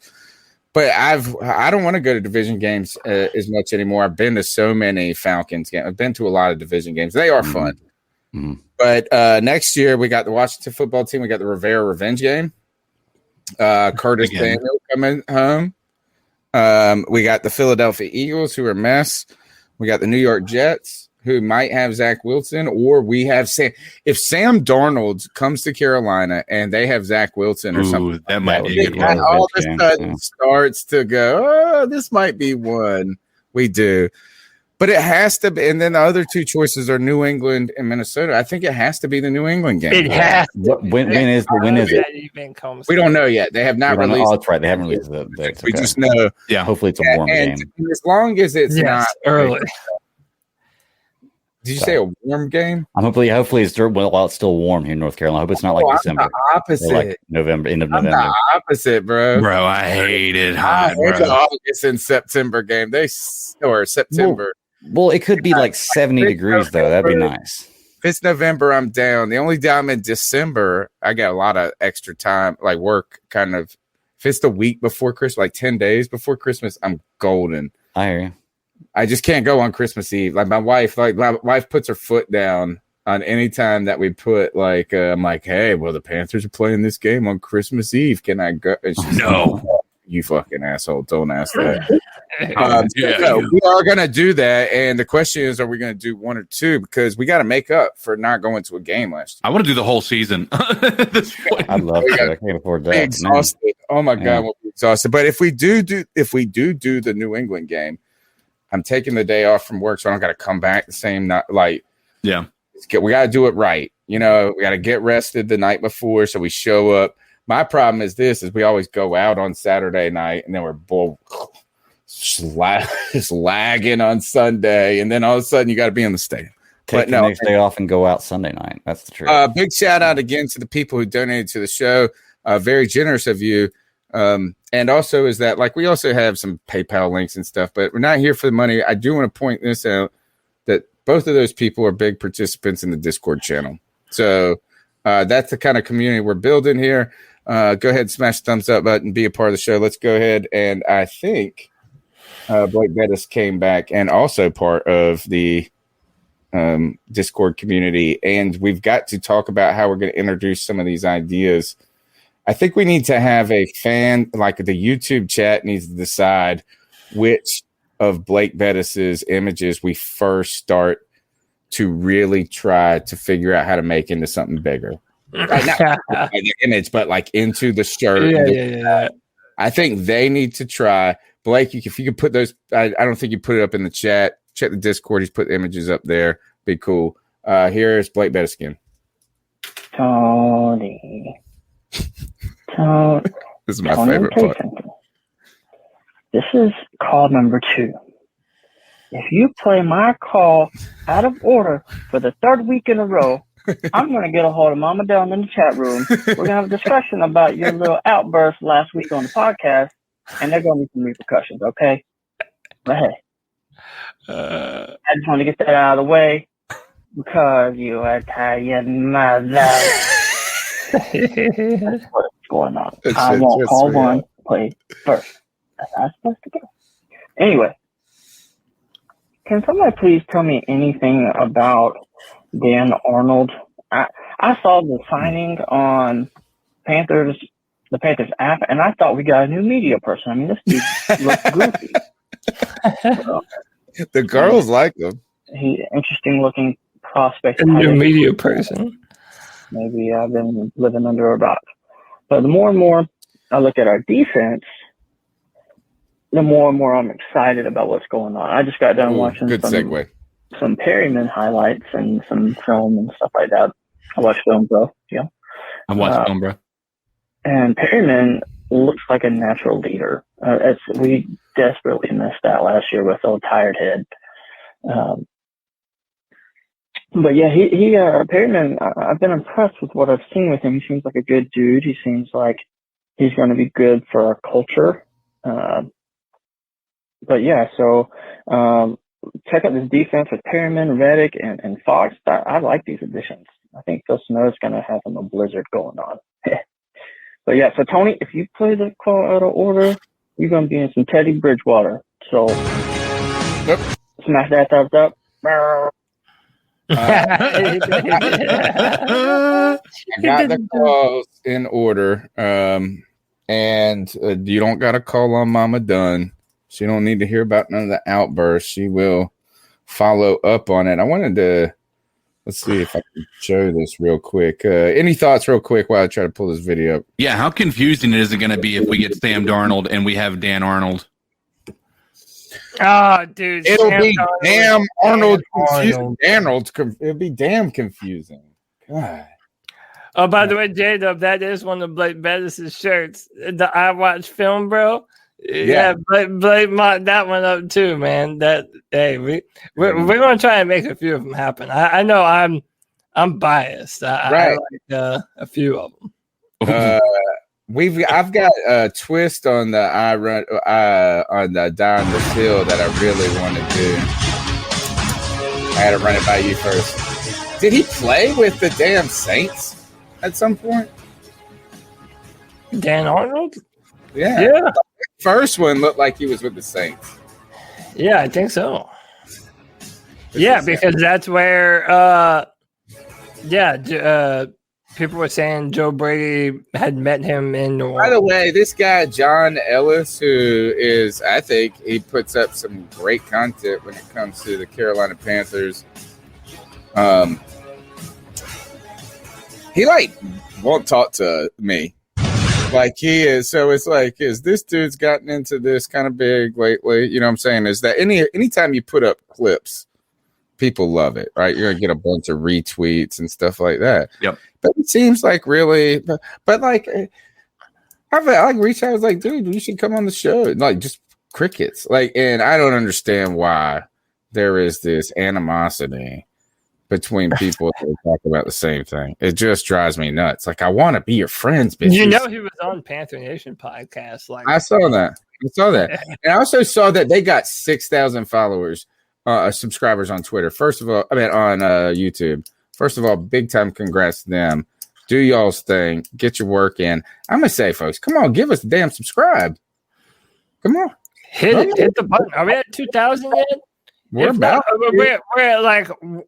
we're like 400 subscribers away from hitting 2,000. No, we're like 40. We're like 40. Really? Yeah. All right, but hey, man. Come on. They got 1,000 since last week. How they get us? Like, I'm going to have to start boosting some posts. Look, there's 100 people in here right now. I guarantee you someone's watching this who hasn't subscribed and is a Panther fan. Hit the subscribe button. Because we've been grinding. You know, this dude watches film. We've been doing this podcast for 8 years, bro. That's up, bro. We podcast. All right, next call. What's going on, fellas? This is Corey. I called a couple weeks ago for the first Corey? time. Had the whole DJ Moore and Robbie Anderson call. You guys can really enjoy it, so I figured, fuck it, I might as well call back, make it a regular thing. But hell yeah! You know, obviously, I talked about a lot of the show was about the free agent signings, the offensive linemen, and basically people's reaction to it. And I think you guys pretty much had the same reaction I did. You know, offensive linemen, they're not too crazy expensive, the ones we signed. Maybe they're fringe starters and probably just depth pieces, additions, or whatever like that. But a lot of the reaction I was seeing, on Twitter and the Panthers subreddit was just, I don't know, just overreaction, just people throwing in a towel or just mad at the signings as maybe they're expecting something more. And I don't know. Let me know what y'all think about it, man, because I feel like a lot of Panthers fans, it's a thought I've been having for a while. I feel like a lot of Panthers fans are just overly pessimistic about a lot of stuff where, we really don't need to be. Like, obviously we wanted a new GM for the longest, fired him. We're searching for a GM. We got Scott Fitterer. Maybe he wasn't on a lot of people's radar. So, people had high hopes for him. And then after the first day of free agency, they're ready to cut his fucking head off because he signed some offensive linemen that aren't, like, you gotta take the good with the bad sometimes. I'm much more of an optimist. I feel like, obviously building a football team, it takes time.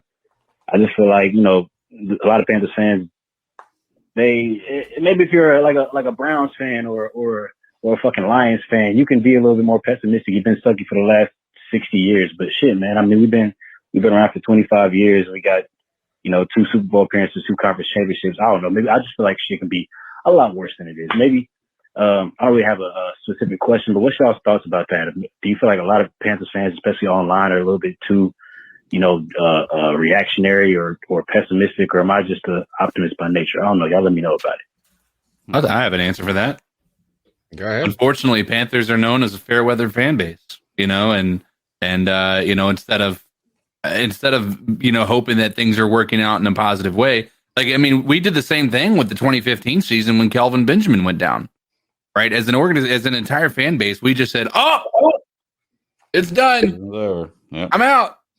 It's over." But we came out with what would seem to be one of the worst off seasons of our existence as an organization. We didn't have really anybody to scoff at outside of Kelvin Benjamin at wide receiver, and then we had what felt like an aging wide or running back room. We had tight end with Greg Olsen. That was good, right? We had Cam Newton.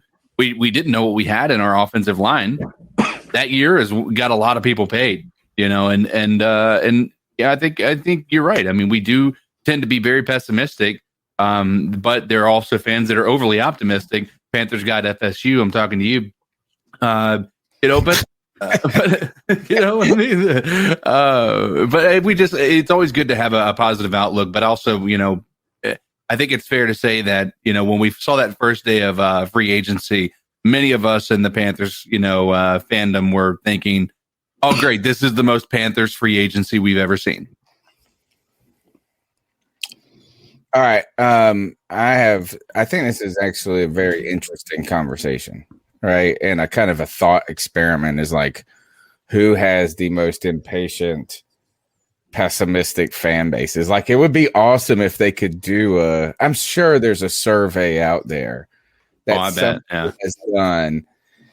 And I think that social media, number one, I think we tend to think that about Panther fans, but just because we're immersed in that. Yeah.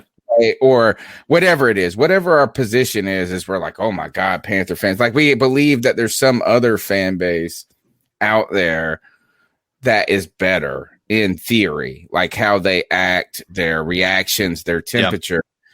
Yeah. And I would say that overall, I think if anything, one, social media, let's put it this way. Social media inherently, and just the internet and the way that how much attention and our eyeballs are diverted for everything, is that caustic stuff gets more traction. You know what I'm saying? Like, if you're like, hey, I hope Teddy's the best. He seems like a pretty good quarterback, but he has some limitations. That conversation just falls on deaf ears on the world and the internet because there's so many voices screaming.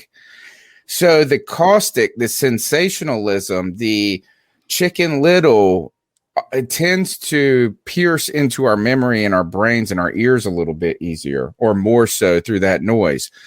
The second thing I'd like to point out, though, is that I actually think that we think that about our fan base, but if we went and hung out with like Jets fans and Giants fans, or people that aren't from the South, that northern, like Boston, that type, like those people, you want to talk about impatient and stuff. So I think Panther fans have actually, if there is a criticism historically about it, is that they're almost like a little too nice, or at least maybe the media is in some ways.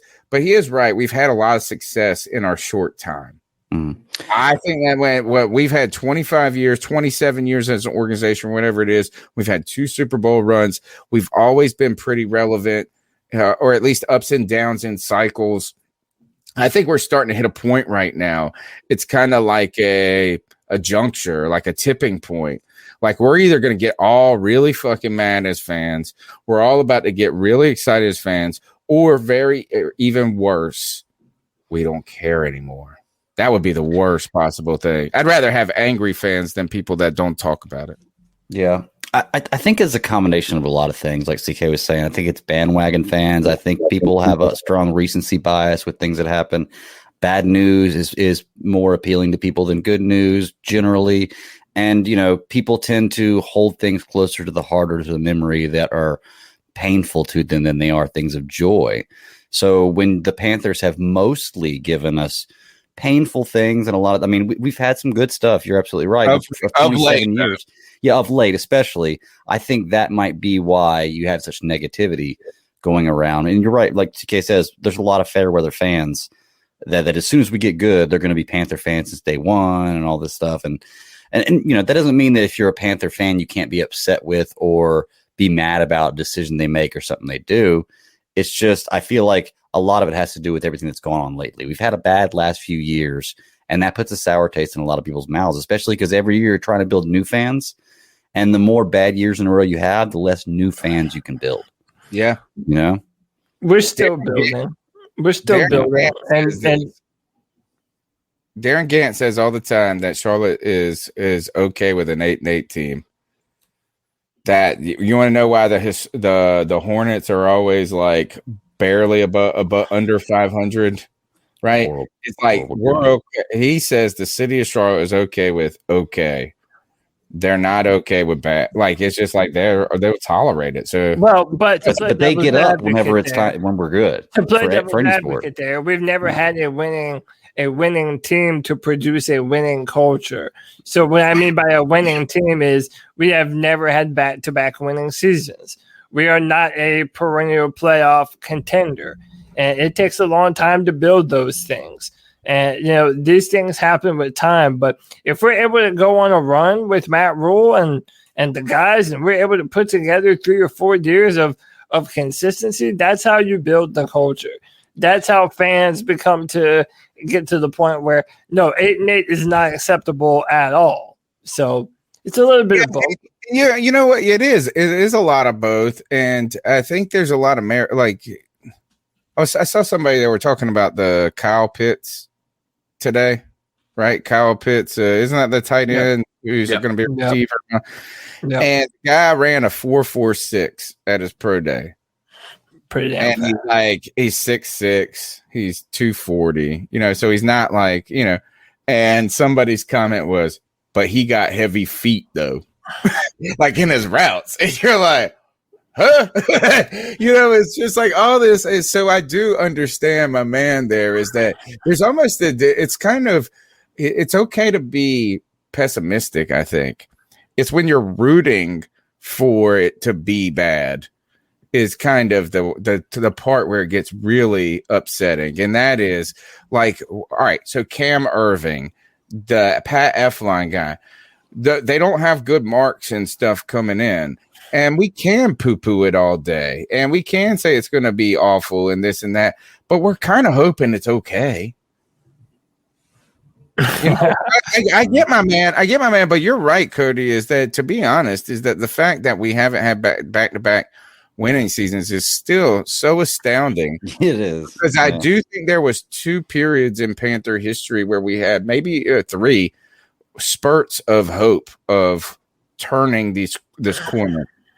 Right around the defense of the defense and Smitty in 2003 when we go to the Super Bowl, all of a sudden it felt like, man, this is about to be something. It took a year off. Then Delhomme and them started to do it again and 06, 08. You know what I'm saying? Like, so there was this moment where you thought, God, it's almost coming together. Again, you saw it with Cam in the 2013 to 20, I would even say 2017 run. Oh, It felt like it was there. So I'm not pessimistic about Matt Rule and Scott Fitter and this and that, but they haven't proved, like Greg always says, is they got a lot still to show. You know, is that we can wish and hope all day, but they ain't shown but so much already. And we don't have a very limited sample set when it comes to Fitterer. We also have a small sample set when it comes to Rule, and I think we've been pretty happy with the product that Rule's put out for the most part. But it's just a question of, is it going to be great? Like, are you sticking your hand in the sand, or are you being pessimistic? Right? There's two ways of looking at that. Like, are you the ostrich with your head in the sand that don't care, or are you just being pessimistic? So, great conversation there. Let's go to the next call. Panther Nation, how y'all doing? This is my man G. Well, G. I just looked on Facebook. Mike Davis signed with the fucking Falcons. I know. Of all the teams, you gonna sign with the sorry ass damn Falcons, man. I can't believe that shit, man. You know, I really wanted him to come back. See, I read an article saying that he wanted starting running back money. I don't know if that shit is true or not. I don't know, man. But he didn't get it. He sure didn't get it. That's what Sam said. Now you know that they were so-called shopping their damn running back, and you know he's from Carolina too. I'm not gonna mention his name. Y'all know who I'm talking about too. I would say pick him up, but then again, I know he had knee injuries. He had a knee injury ever since he was with the Rams in the Super Bowl. Y'all remember, man? He's a damn good running back, but I don't know if Panthers should even pick this dude up. I don't know. And another thing that I noticed, man, I hate to say this shit, man, is like if Deshaun Watson comes to Carolina, I think that they will sell the damn farm. With all these new pieces that we picked up, man, especially that dude Hassan Reddick from Arizona, God knows, man, if he give up Barnes or somebody, he could play the damn edge. I think he can, man. I truly do. And we got David Moore from Seattle. If we give up DJ Moore, you know what I'm saying? I don't know. But see, then again, I think Moore will fill in for Curtis Samuel, because I looked at some of his highlights and he does reverses and everything. I never see him run the ball from the running back position or whatever, but I don't know, man. I mean, hopefully we keep everybody and we fuck around and get, you know, Trey Lance or whatever, you know what I'm saying? But I don't know. Give me your thoughts on that, y'all. Keep pounding. I think probably the question is really good. Well, one is it's really about Mike Davis, where he went. That's the problem, right? We just hate the Falcons. Like, it's just like if he goes to the Falcons or the Saints, we're going to be unhappy. He didn't get good money. And the Hassan Reddick is interesting because, Cody, you brought this up before the show, is, you know, what are these additions, Perryman, and Blake Bettis brought this up as Perryman being a leader, potentially. You can go back on YouTube and check out a video I said that Denzel Perryman signs with Carolina Panthers is the title of the video. I hung out with Chargers Chat podcast. And one of these guys just said this, is that if Denzel Perryman's on the field, somebody's getting knocked out by the end of the game. He's a thumper. Yeah. For sure. And so they did, you know, they had, you know, it's like his overall speed and coverage question marks, you know, are not anything to be overly elated about. But the kind of meanness and toughness and tenacity plays of the game were what they were interested in. And, you know, maybe so we went through all of that. Cody, you asked this before the show, is like, what does this mean for the defense going forward? Hassan Reddick signs a deal that was it a 1-year deal? A 1-year deal after getting 12 and a half sacks. I have a lot of theories on a lot of these 1-year deals, particularly Juju Schuster's going back to Pittsburgh. But what is how does this start to change the dynamic of the defense? Because I do think we're not going to be trading Brian Burns now to the Texans. It's just too much, like we've talked about ad nauseum earlier. So just thinking about it, adding Hassan Reddick, Brian Burns, YGM is coming into his second year, those different things. Denzel Perryman, and the way they're going to use Hassan Reddick and Phil Snow's defense, what are you starting to see happen? Well, what I'm seeing is we're starting to build that culture. And Phil Snow was actually a big part, and Matt Rule, of Hassan Reddick wanting to come here. Apparently, Hassan Reddick had 2 other deals on the table that were more lucrative and I think for more years. And I believe he chose to come and be a part of the Panthers. So, I mean, as far as this defense is concerned, I think that we want to put our players in matchup advantages. So, for example, if we get faster at linebacker, then we can take all the speed of Jeremy Chin and put that at the safety position and really try and take advantage of mismatches. And Hassan Reddick is so interesting to me because at 12.5 sacks last year, like, this guy is a legitimate edge rusher. Like, him and Brian Burns coming off the edge, that is a legitimate 1-2 punch on passing downs. So it really does make me excited for what Phil Snow will be able to cook up with the kind of talent that we have on the defense now. And I really do think that we are going to be a multiple defense. I think we're going to run some 4-3. We're going to run some 3-4. Now to what extent we'll favor one over the other, I don't know. But I really do think Matt Rule, from what we have seen of him, he likes to be multiple at different positions. He likes the ability to take guys and not only play them at different positions, but he likes to be able to take advantage of scheme as well. So I'm liking all of our free agent signings on defense. I feel like our linebacker core is so much improved.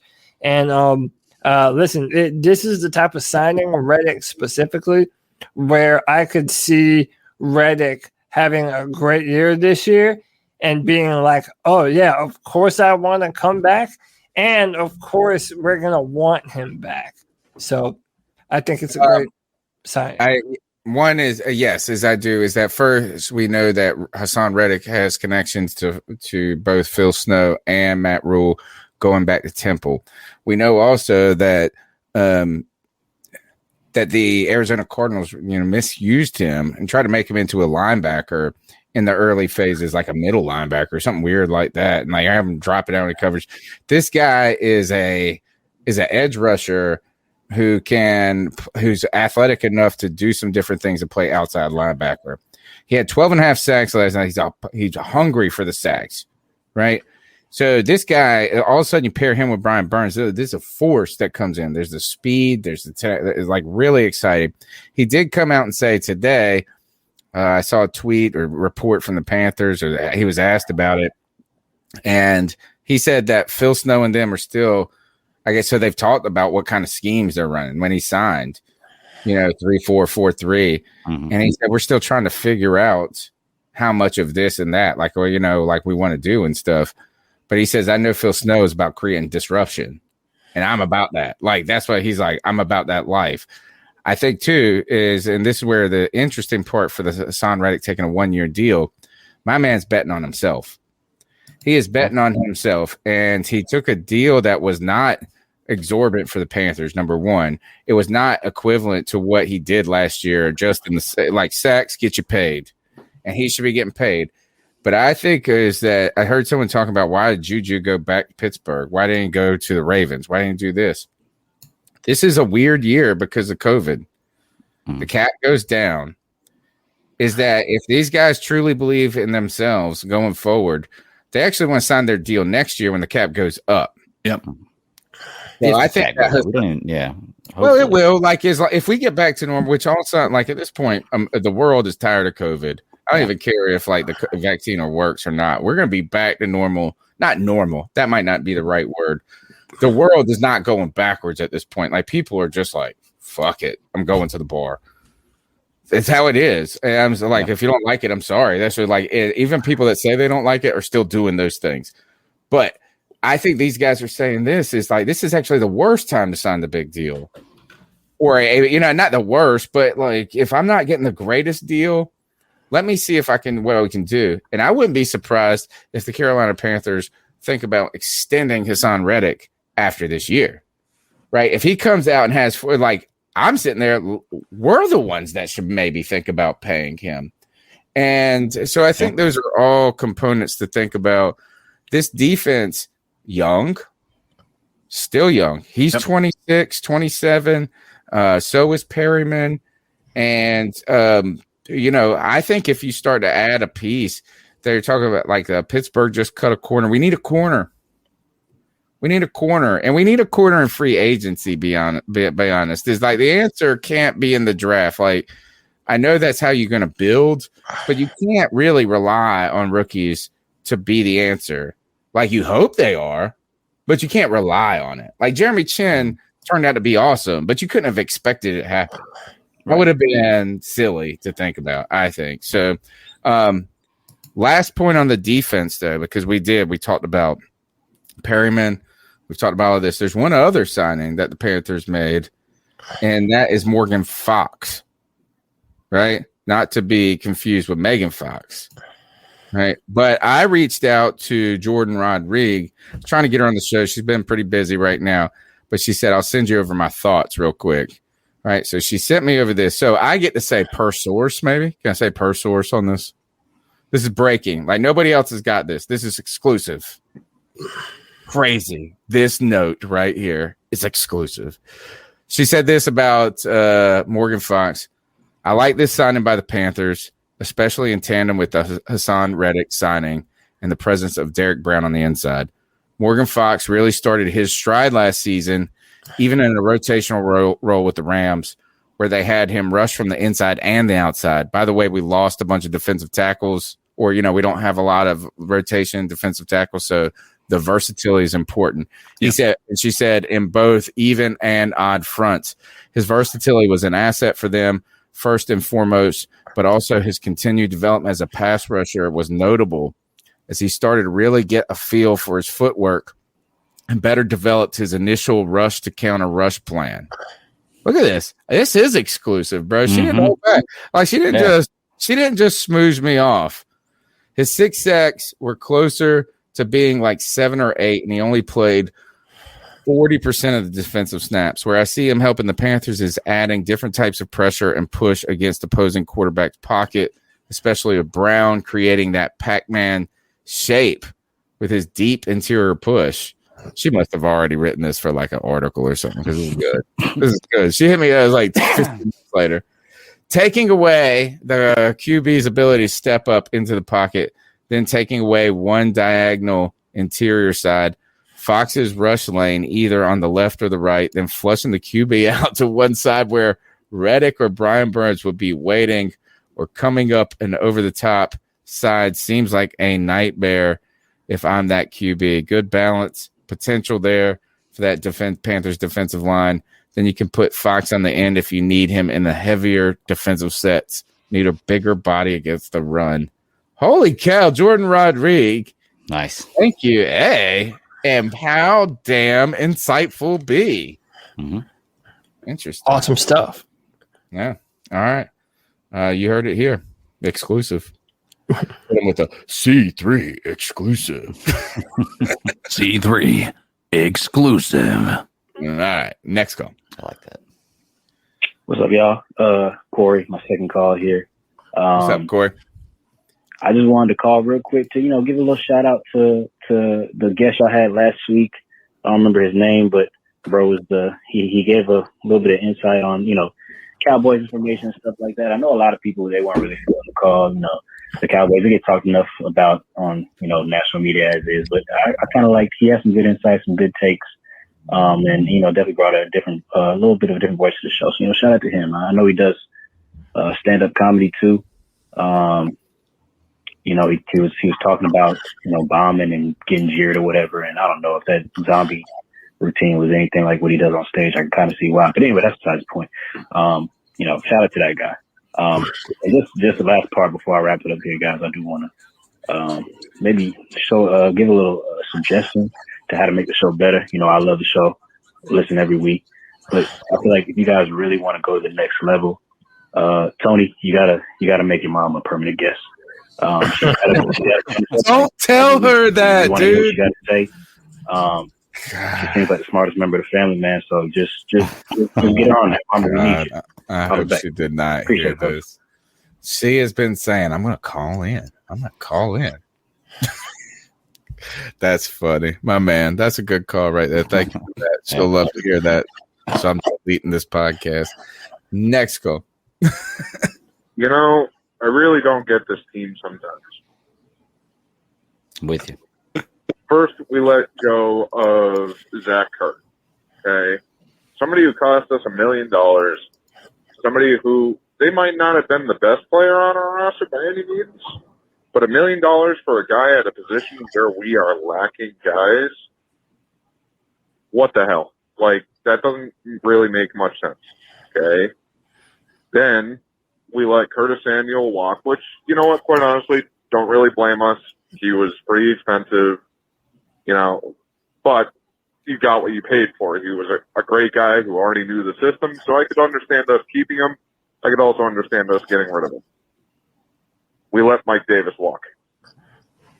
And on top of that, to the Falcons. So that dude that took over for Christian McCaffrey last year, who was dominant, okay, who manhandled everybody who got in his way, who we all said that we wanted to see him and Christian McCaffrey play together to see what would happen. And he's gone. For what? $3 million guaranteed? We already let go of Bonifon. We already let go of Scarlett. I know. I challenge anybody to name these 5 running backs that are supposedly on the team. Who we just don't even know who he is. I get it. Running backs are a dime a dozen. But what the hell? These are 2 moves this offseason that I think the Panthers were absolutely stupid for doing. Okay? We should have came to a deal for Mike Davis. He proved that he deserved some money. And he proved that he deserved some money from us. That dude was a beast last year. He literally threw people out that were in his way. He's and not he went wrong. on to say that he enjoyed doing it because he plays angry. Hyperbolic. Like, he's not wrong. Why? I really want to know the reason why, because it seemed like he was. We all couldn't for coming match back that down. deal. I mean, I'm assuming it's the money. I mean, why? You know, we didn't want to pay him what he wanted, but now we get to play him twice a year. Yeah, great. Yeah, awesome. I know. I'm really looking forward to it. Can we? Thanks for the show. Appreciate it. Keep pounding. But we can also agree that we just talked about how they're a dime a dozen, right? Yeah, he did have a good year, right? He had a good start to the year, I should say. He didn't like slow down, but he definitely didn't get better as the year went on. I mean, it wasn't great. He had like 650 yards. 642 yards. Yeah, it wasn't great either way, but it wasn't. He wasn't the weak link. But let's not say that he dominated and crushed everybody in his way. He was a good backup running back. He's not the most dominant player. Well, that's why he wasn't pursued by a lot of people. And it's why he signed for $3 million. Now, I like him, and I wish we would have signed him, but I don't think it's like a detriment to our team that we don't have him anymore. Yeah. I think 642 yards and 2 touchdowns is easily replaceable if we have Christian McCaffrey as our main guy. Yeah, you know. So yeah, I just don't want people to hear that he's dominant. Christian McCaffrey being the main guy. Yeah, and I think, and I do agree with him with when he says dominant. I think when I think about that is that Christian McCaffrey, we said, and this is true. Christian McCaffrey did 2,000 yards or whatever. Oh, he did all that behind shit offensive lines. Like that was what the sensational part was about it. It wasn't even just Christian McCaffrey being great. He did it when he was the only one on the offense that was doing anything. They couldn't stop him. The offense. Yep. Mike Davis made that offensive line look better. That's it. You know, it won't like he was doing that behind the Cowboys line from 5 years ago or something like this. I do think that. The other thing though is maybe the Panthers are just saying this is we cannot pay a backup running back above the minimum because one, we have given Christian McCaffrey a Brinks truck, and two, there's no one in this world that's figured out how to use Christian McCaffrey and another running back yet. And I think, I'm of the firm belief there's only one person on the whole earth that would be able to do it, and that's Kyle Shanahan. Like, I think he's the only person that will say, you know what, we're going to line Christian McCaffrey up in the slot and use this other guy. Everybody else is so tempted to just play Christian McCaffrey. I mean, and I don't blame them in some ways. Like, why not play your best fucking player where he's supposed to be at? But no, the temptation is real. It's like the fruit. It's the apple in the Garden of Eden. Good call. All right, next call. Homie.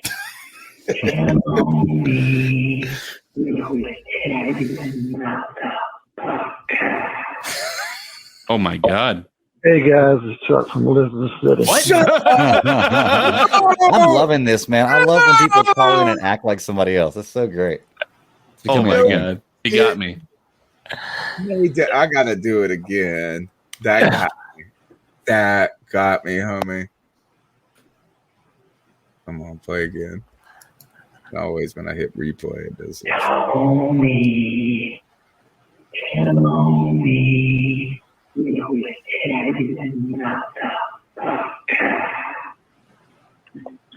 Hey guys, it's Chuck from Shout out there to Joey the Blind Panther. Anyway, I kind of want to look at things. It seems like we had our little tonight. I guess the shit hit the fan and had some pretty decent signings. Of course, we lost Curtis Samuel and that hurts. And of course, he's going to be playing for the new head coach for the Walking Dead, Ron Rivera. And kind of saw that happening from a mile away. And he deserved to get paid. I just hate seeing people play for a coach and a GM who kind of belong on the cast of The Walking Dead. I was impressed. I told you guys Hassan Reddick would be a good pickup to play edge and a little bit of linebacker on the outside for us. Denzel Perryman, Tony, after seeing the interview with the guys from the Chargers, very excited to see him get in the middle and upgrade over to your Whitehead. I like more signing. Of course, it's not Curtis Samuel, but I believe if we use him right, that he can really come in and fill a good role, especially with CMC hopefully coming back and healthy. Dan Arnold, I think, can really impress the tight end. I'm very impressed with that. I don't think it becomes as big of a need now if he is what it is. I still think we need another corner. Wouldn't help to have another or safety in free agency. Wouldn't hurt us to get another guy on the offensive or defensive line. But other than that, going into the draft, I feel pretty good that we don't have to spread ourselves thin. And, if we go out and get our quarterbacks, one thing, I definitely think we need at least 2, if not 3 offensive linemen drafted and get us a corner and a safety in the draft and let the pieces fall where they may. Man, I love it. Let's keep going. We got a couple of Chucks. I know your number now. City calling in. I just want to get everybody's take. What one quarterback in this draft despise and do not want to draft? Oh, we've already done that. What one quarterback in this draft, other than Trevor Lawrence, we can forget that. You got your hopes set on us, the guy we get. I'm really hoping for Zach Wilson myself. That's the guy I want. That's what Cody wants. Yeah. Kellen Mond, I do not want at all. Even worse than Mac Jones. Kellen Mond is the guy I do not want. Also, I get a little bit of talk about what offensive lineman, a guard or a tackle, what somebody's got to have some early favorites. This is where Cody come in and can help us out here. Cody, what offensive left tackle do you want more? Raduns from North Dakota State, Eckenberg from Notre Dame. I know we'd like to have Penei Sewell or Slater. That's the guy I'd like to have, but of course they have to stay where we are to get him. And of course, what guard? Any guards that you might be infatuated with, Cody? Let's say like a Quinn Menez, or just give us some stuff, Cody. This is mainly for you. Put some names out here. Nazaruladin, whatever his name is, a safety from Florida State. Like you pair him with Jeremy Chin, that'd be a nice looking defensive backfield and get us a good corner in this draft to go with them. Thanks for the call. Yeah, fantastic call, Chuck. Listen, a name that I want to continue to put into the hearts and minds of Panther fans everywhere is Alex Leatherwood. He is the tackle from Alabama, and today they had Alabama's pro day, and my man put up some freaky numbers. He tested really well. Yeah, he really is a high level prospect at the tackle position. I don't know, man. The interesting thing what's his range? Like, where you think he's well, at? that's the thing. That's what I was about to say. This class is so hard to tell because I can name a bunch of guys that I could easily see slipping, all around the first round. Guys like Dylan Raduns from North Dakota State, Dara Shaw from Virginia Tech. There's a lot of really good guys. Liam Eichenberg from Notre Dame.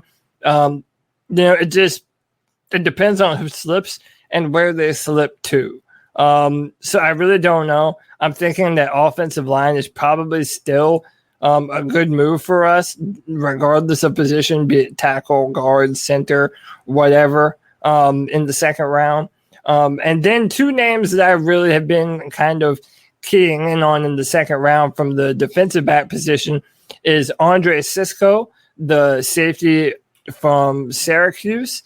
And then someone that Tony and I talked about a few weeks ago was Richard Grant, the safety from UCF.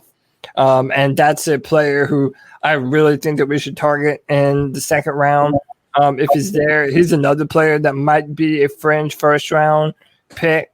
So it'll be interesting to see how it plays out. I'm all for offensive line, man. I don't care how many signings we've made. None of them are long-term deals. And we need young talent, no matter who our quarterback is. So you can let those dudes go.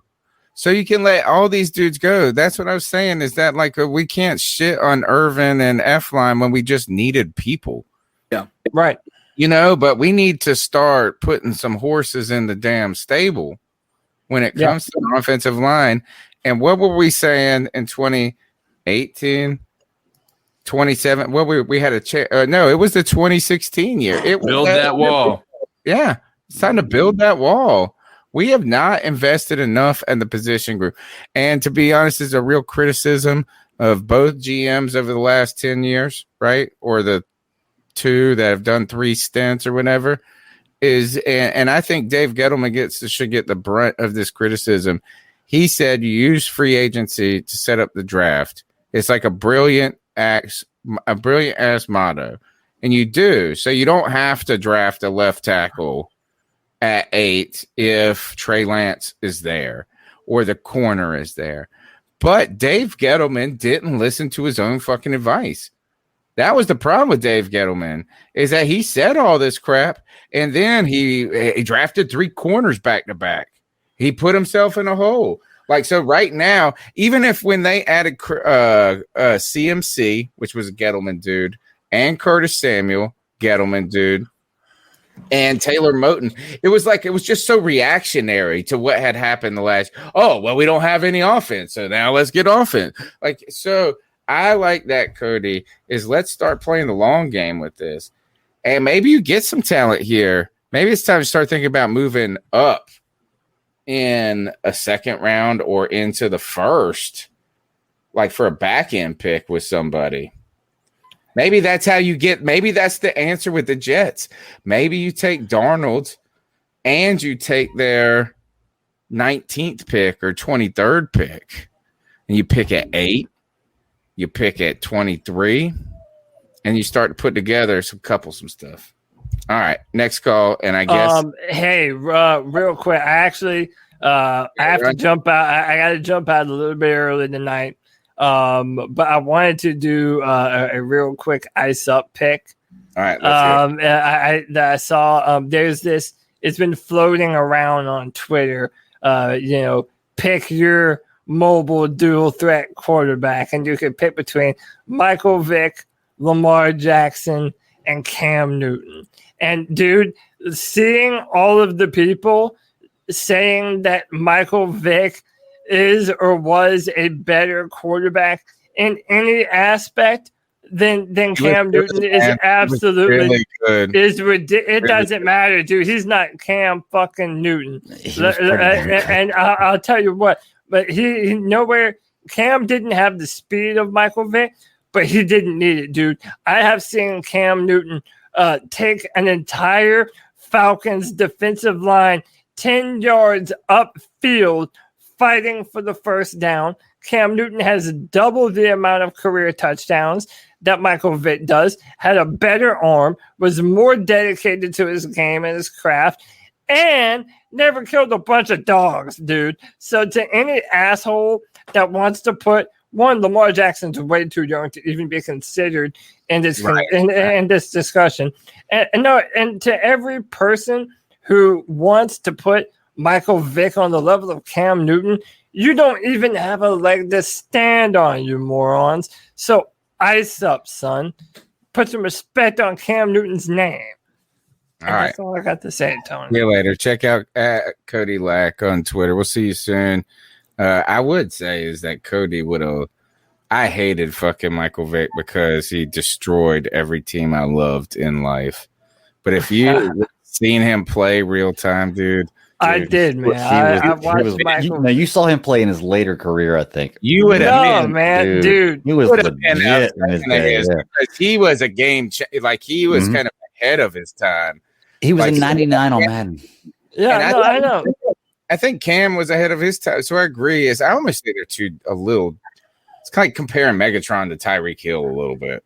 I think Cam had a greater season than Vic ever had, but I think overall with longevity, Vic was a better player.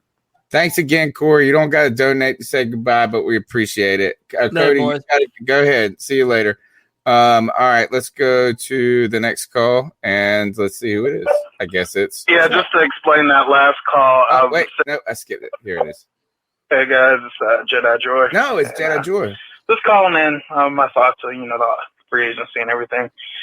I don't know about you guys, but I'm just sitting back. I'm not even looking at, any potential moves because everything is so up in the air. We don't know what's going to go on with Deshaun Watson.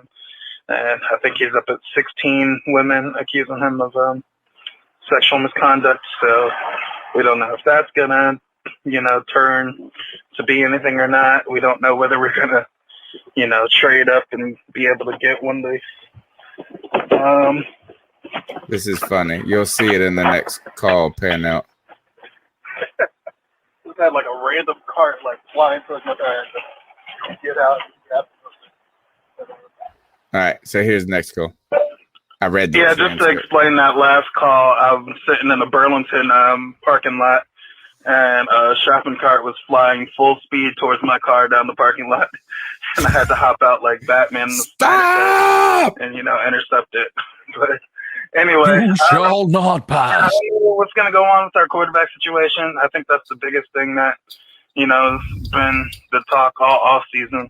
But even if we do roll back with Teddy, I think with the moves that we've made so far, we can at least be a decent team. I think a lot of us share the sentiment that, this is the best offseason in itself to get a quarterback. But we never know. You never know what shakes loose next season, whether it's Russell Wilson or, whatever might shake out. Too old. Next season. So that was just my thoughts. All right. And, I hope your car survived, bro. Sorry if I'm out of breath. That was it was scary. It was a moment. It went slow mo for me. And what do you guys think about the Snyder Cut if y'all watch? Oh, I'll let you take that, Greg. Greg, you watch it. You're on mute, by the way. Yeah, I've seen the Snyder Cut a time or two since it's come out. A time or two is 4 hours. How many times could you have seen it? I've seen it 4 times since it came out Thursday. Yeah.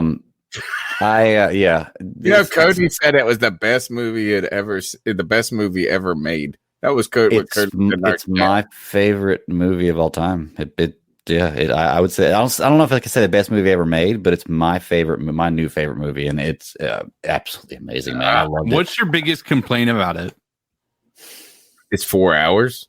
No, I don't mind that. Like I said, I don't mind watching 4 hours of a show if it's a good show. My biggest complaint about it is honestly that we're not going to get more of this universe, or right now. We're not going to get. I know everybody's saying bring back Snyderverse. I'll tell you what my biggest disappointment was the ending. Successful? Well, because Warner Brothers has egg on their face for never doing this in the beginning. Yeah, and to be fair, Warner Brothers also executives have come out and said they weren't impressed with the Snyder Cut even recently, even like after breaking records. Yeah. So what fans want matters. Sorry. Yeah, I still felt like it was missing. Like I felt like it was empty in some regard. You know what I mean? Because it's part of a 3-part story, and I can send you the storyboards for what 2 and 3 are going to be about.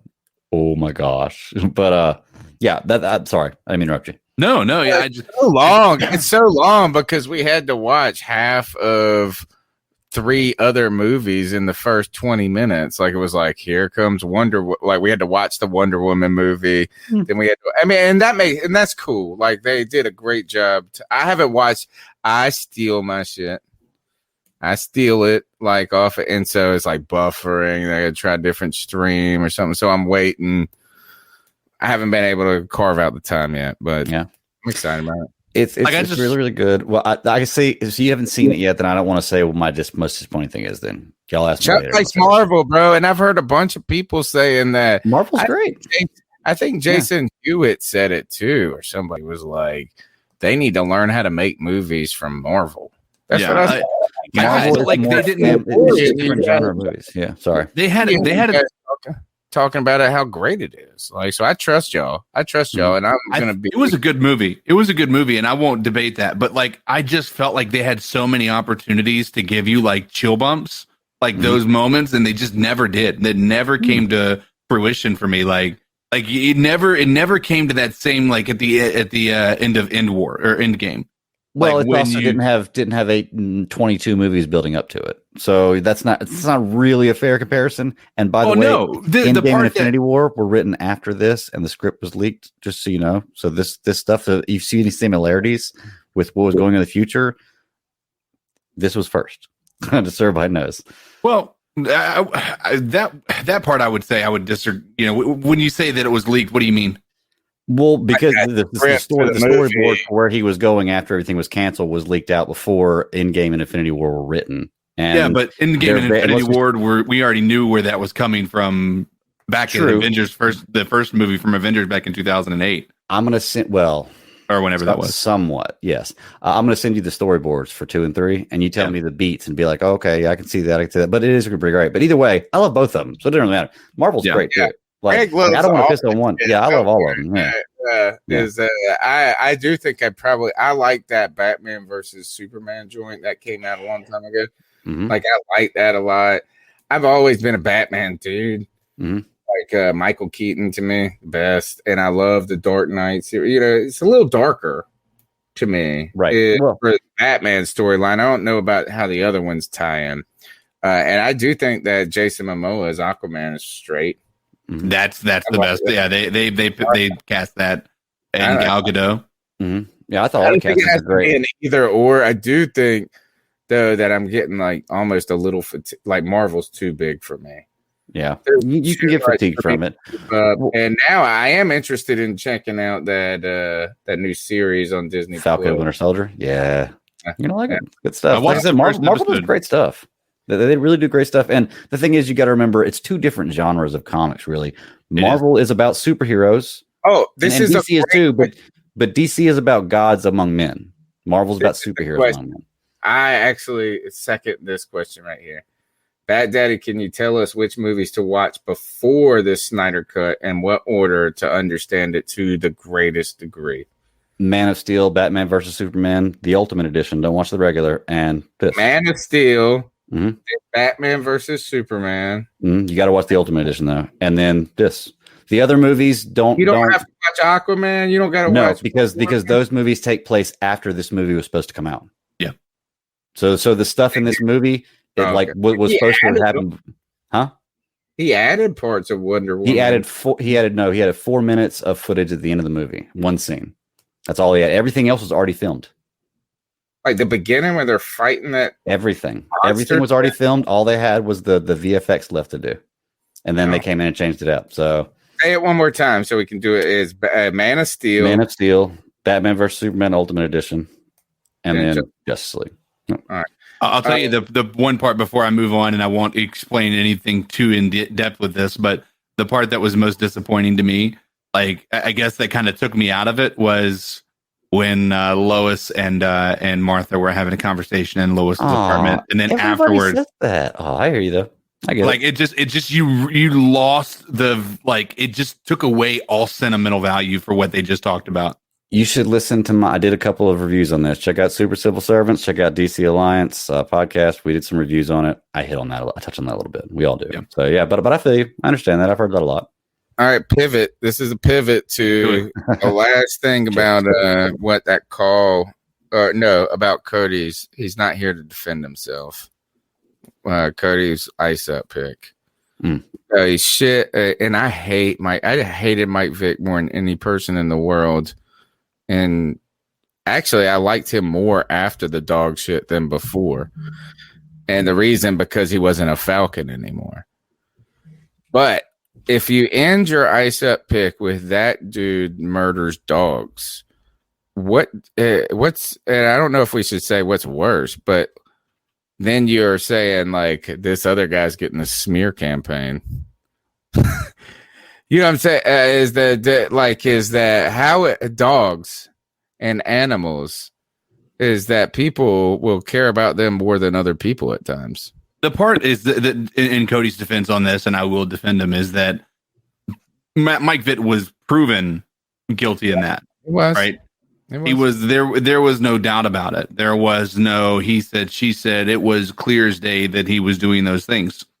And there's still, mounting evidence that these things occurred, at least in some degree, because, and I'll put this out there, and I wanted to talk about it earlier, but, I didn't want to pile on too much on Deshaun Watson, but how many massage therapists are coming out saying, oh, he never did that to me? Somebody at my watering hole this afternoon told me that there was one person that said that. Right, but not 24. Yeah. Right. And you know what is I have a dog. I love him and hate him. Chase, my little miniature beagle. Love and hate this little asshole. And I'm like a pet, like a dog lover, right? I like dogs. So I'm not endorsing people condoning mistreatment, but I always do find it ironic or coincidental or interesting when we have a more visceral reaction to animals. Like I've met this one person and she was like, I would pull over to help a dog, but not that person. I was like, God damn. Like, I mean, I'm not saying don't help the dog, but like that's a fucking never mind. All right, next one. I like people too. I'm a people person, it turns out, I guess. I didn't realize it, but I'm just as much of a people person as a dog person. I will help a person before I help a dog, I think. All right, next one. I think the difference is the dogs are helpless. Yeah, they're more helpless than a human. I don't know about that. I met some pretty fucking helpless human beings, but all right. Next one last time, something I didn't want to forget.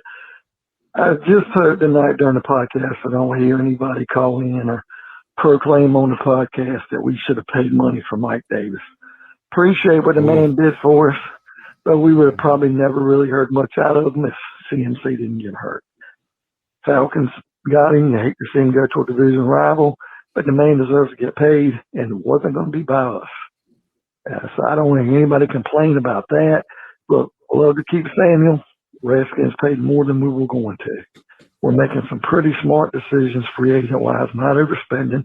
I would like an upgrade on the offensive line, but I cannot complain about what he's done, Federer has done on defense. Pretty impressed. I think we're doing very well there. I think this Morgan Fox is a guy that we look out. I think he's going to be better than Obata was. Can play inside and out, and I think we got a young guy who's going to blossom and bloom. He played well for a very stacked Rams team. That's something that really needs to be looked at.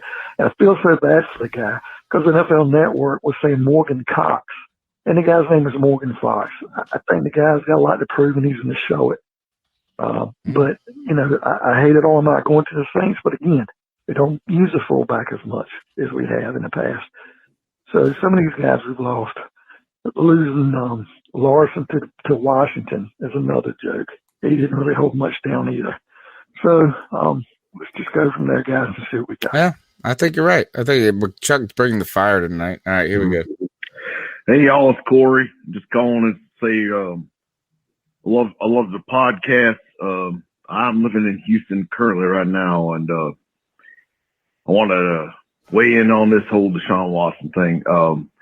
Listen, it's a dirty secret that Deshaun likes to go to these massage parlors and do what he does. My cousin Wanda. Oh, I can't even do this. Sorry. Just don't even conclude. I was about to say, I was like, wait a second. Corey, God, you gonna come in here and do this? I think that might have been my friend for Wanda. That WandaVision suspect. All right, that's called. Man, next time, finish it, bro. You were on to something that would have been funny. I was about to say we can clip this shit. We're about to drop some truth bombs. Yeah. Oh no, I like this. I'm with Greg. It's like when the calls start getting on other calls and in person. That's when it gets it's funny. All right, next call. Hey guys, it's Joey, and I got a little something to say that about Deshaun Watson that I was thinking about at work. And yes, I know y'all always like to say, "Oh, we're not getting Deshaun, we're not getting Deshaun, we're not getting Deshaun." Bull fucking shit. And you want to know why I say bullshit? Because those rape accusations, they're cheap accusations. And they're really popular right now. And the way Cal McNair, Bob McNair, whatever his first name is, McNair, the idiot, owner of the Texans. He's dead, though. Talking about not letting the inmates run the prison. Like, why do you have to use that comparison? Like, so he's implying that he's a prison warden. Anyway, that's just a messed up thing, but you know, you have him saying that, and then you have the whole, they're obviously wanting to keep Deshaun, and like they're scrambling. Oh, what would tank his trade value? I know, a rape allegation. Or 24 of them. Straight up bullshit. I wouldn't be surprised if he paid some of the cheerleaders to stay rape them. It's just all screwed up. Never know. No. But really,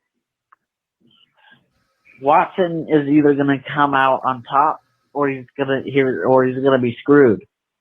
So I say we just, because if they prove that's not true, that he raped anybody, then he's got some money coming from a lawsuit. No, those people poor. They ain't got no money. If this is collusion, they ain't got no money to give up. He's got to pay the consequences for it. He's not supposed to be doing that. But I'm probably about to get cut off, so I'll come back for a second time. Wow! Has he been practicing? Sounds like it. Yeah. That deep growl part is getting better. That's what I'm saying. He's practicing, bro. I'm going to say this is again, I can't say it. It's like here is that Corey said that Panther fans are pessimistic. Somebody said that earlier, right? We got this, and we were talking about fans.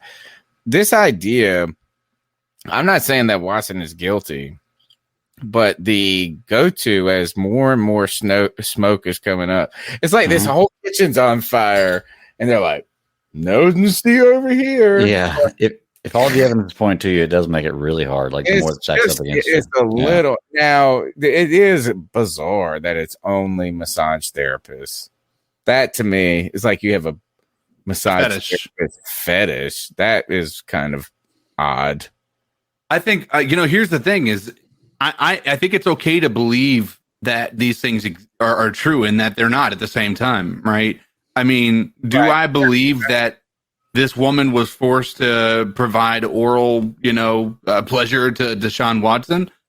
That's hard for me to say because I don't know about you, but I'm not about to put my member into somebody who's fighting it. You know what I mean? Right. Yeah, It's not inconceivable either, these things, right? It's like, is that neither, nor do I believe, or I have not made a judgment of what the truth is. Yeah. I'm just saying this is that if I think my there's truth on name both is sides. associated with all of this, one is that if you are 100% innocent, I'm like on Good Morning America. Like I'll be like, I'll talk with all these bitches right here in front of you on damn Oprah. The problem is that his attorney is telling him guaranteed, no, don't do any press, don't do anything. I'll release every statement. Well, this is a PR battle as well, and the other attorney is waging a PR battle. And right now, Deshaun Watson is losing. He might not be losing the worst way. Like maybe talking could make it worse. You're right, but they're not. The narrative is being crafted by the opposition at the moment. That's one thing. If you're completely innocent too, or how about not you? If I was completely innocent, like, and this was just completely fabricated, like I didn't even meet this girl, or even if I did meet her and it was just like I was on my phone texting and she's coming back and saying this, I'm like, nah, I want to talk to you face to face. I don't care what my attorney says. Like right here, right now, let's go. And so that is, and I know that might not be the wisest thing financially, but it is, it's a lot. This is a lot. The only thing is, and this is where I get Cody's position, but here's where I'm thinking that maybe there is maybe a deeper, like the only reason this came out is because of everything happening. Not saying these things aren't true, but I do feel like the timing of all of this in the midst of an offseason where he's demanded he go somewhere else, it almost feels like it's a blackmail situation, right? You know, for how long they've had this dirt on him, and then the moment he wants to come out and, you know, speak out against an organization, all of a sudden these things start popping up. They may really be happening, but they may have been holding on to it like people hold on to politicians' photos of them with other women. You know what I mean? Like they're just waiting. They were waiting for the perfect opportunity. I don't know what to think about it, but it's not a good situation. No, right? Actually, I don't know I have plenty of thoughts on the matter. I don't know what the truth of the matter is, but I just know this is that that your name is already associated with whether or not. Brian Donaldson's got a good comment here. Twitter is either calling Deshaun a serial predator or calling this fake news. I'm reserving my judgment until more information comes out. And I think that's a good position. I think that actually that NFL teams are going to have to take that position now. Is that you would be foolish to trade for Deshaun Watson at this point. It's just a riskier bet. All of this is riskier bets, and a lot of this is about hedging your bets. So we're almost done, Greg. Let me see what we got. Hey guys, this is Joey. I know you probably talked one over more after this. The end of my last call because you always think what I say about us getting Deshaun is preposterous. I get it, but that was the first time we didn't talk over it. Do you want to get him right now? Is that what you want? You got to listen to my first call before you listen to this one, because then you'll be like, I mean, he's on some. I mean, he needs some beer. That's what you'll be thinking. Anyway, so I could see it getting so ugly that the Texans could be duped into trading him because they're releasing him, bro. Releasing him. They are too problematic as far as calls. And somebody like Tepper, who's so cutthroat and comes from Wall Street, I think somebody like Tepper could manipulate the Texans. All he's got to do is coordinate or that 24 women. I can't fucking talk today. Court Deshaun Watson, like he did Matt Rule, dupe the Texans into doing something. Man, I'd like to see their asses get policed. I really would, because they're just a terrible organization. Jack Easterby is toxic as hell. Cal McNair, I think that was the father. Anyway, McNair, he is also toxic. I mean, it's just full of toxic assholes. Anyway, but yeah, I'd like to see them get screwed. And I think Tepper could do it. And I think Watson would be like, Take me home, country roads to the Carolina Panthers. Anyway, guys, that's what I think about us getting Deshaun Watson. I know you'll probably think it's bullshit. I don't. But I'll leave you with something you won't think is bullshit. Wow. Nice. I'm going to go ahead and put this out to you is that, and this is why I'm refuting the tinfoil theories or not refuting, but I'm not accepting them as the most plausible. Yeah. Is that how does this really help the Texans other than them keeping Deshaun Watson? Right. Even, is that first, it's not helping his value. If anything, this is a plant by another team. I think the difference is that now the teams are going to stop calling, number one. So his demand for a trade is going to be irrelevant because nobody's going to be calling to get him, right? And then the second part is happy guy who then his reputation is ruined. Right. You want that guy playing for you, and he's not valuable. But the difference in that is now is he going to be more likely to sit out this year, or is he more likely to want to play and prove like he is a good quarterback? Like right now, his fight is going to be so focused on that is he really going to fight the organization to not want to be there, right? Or is that really going to be the case? Like, I mean, if you dig in deep with that, I mean, you could look. There's an argument for both sides that you're finding other organizations are putting this out there, like David Tepper. All of a sudden, he's found these 26 women to accuse him. And then maybe the trade volume 26, like that's like the crazy. Yeah, it's like 22 when we started the show. Has he already gone up 4 since we started the show? I'm just saying, even if it's a plant by another team is too complicated of a plant. Like, just find one, like just one. And I want to bring this other point up is that a lot of people are saying this, and I'm starting. This doesn't reign as true to me as I think it does with some other people. If he's innocent, nothing will happen to these, I think, and I'm not trying to correct your grammar, but there's a difference between this one and these 24, right? But, nothing's going to happen to these women. And I mean, he's raising a point is that Deshaun Watson is worth $145 million or whatever it is at this point, whatever the contract is. He might not have made that yet. But the financial ramifications to Deshaun Watson are going to be exponentially more, whether this is true or not, than they will be to the women if it's false. He is right about that. But the reality too is like they can just file bankruptcy. If he were to sue them afterwards for defamation, they can just file bankruptcy on any judgment coming out in that respect. If they have no assets, it's irrelevant. You're right. Now that would be a civil suit. Right. The other thing is that that's assuming that it's not true. If it is true, how do we quantify someone doing something to you that is, like if you're, and I'm not saying, look, because I do think there's degrees of things. So I think there's a difference between raping somebody and coming on strong. And I'm not here to quibble over them, but I don't know how we quantify it for the person if it is true. Right. Is that how do we just put a number that was worth $12,000?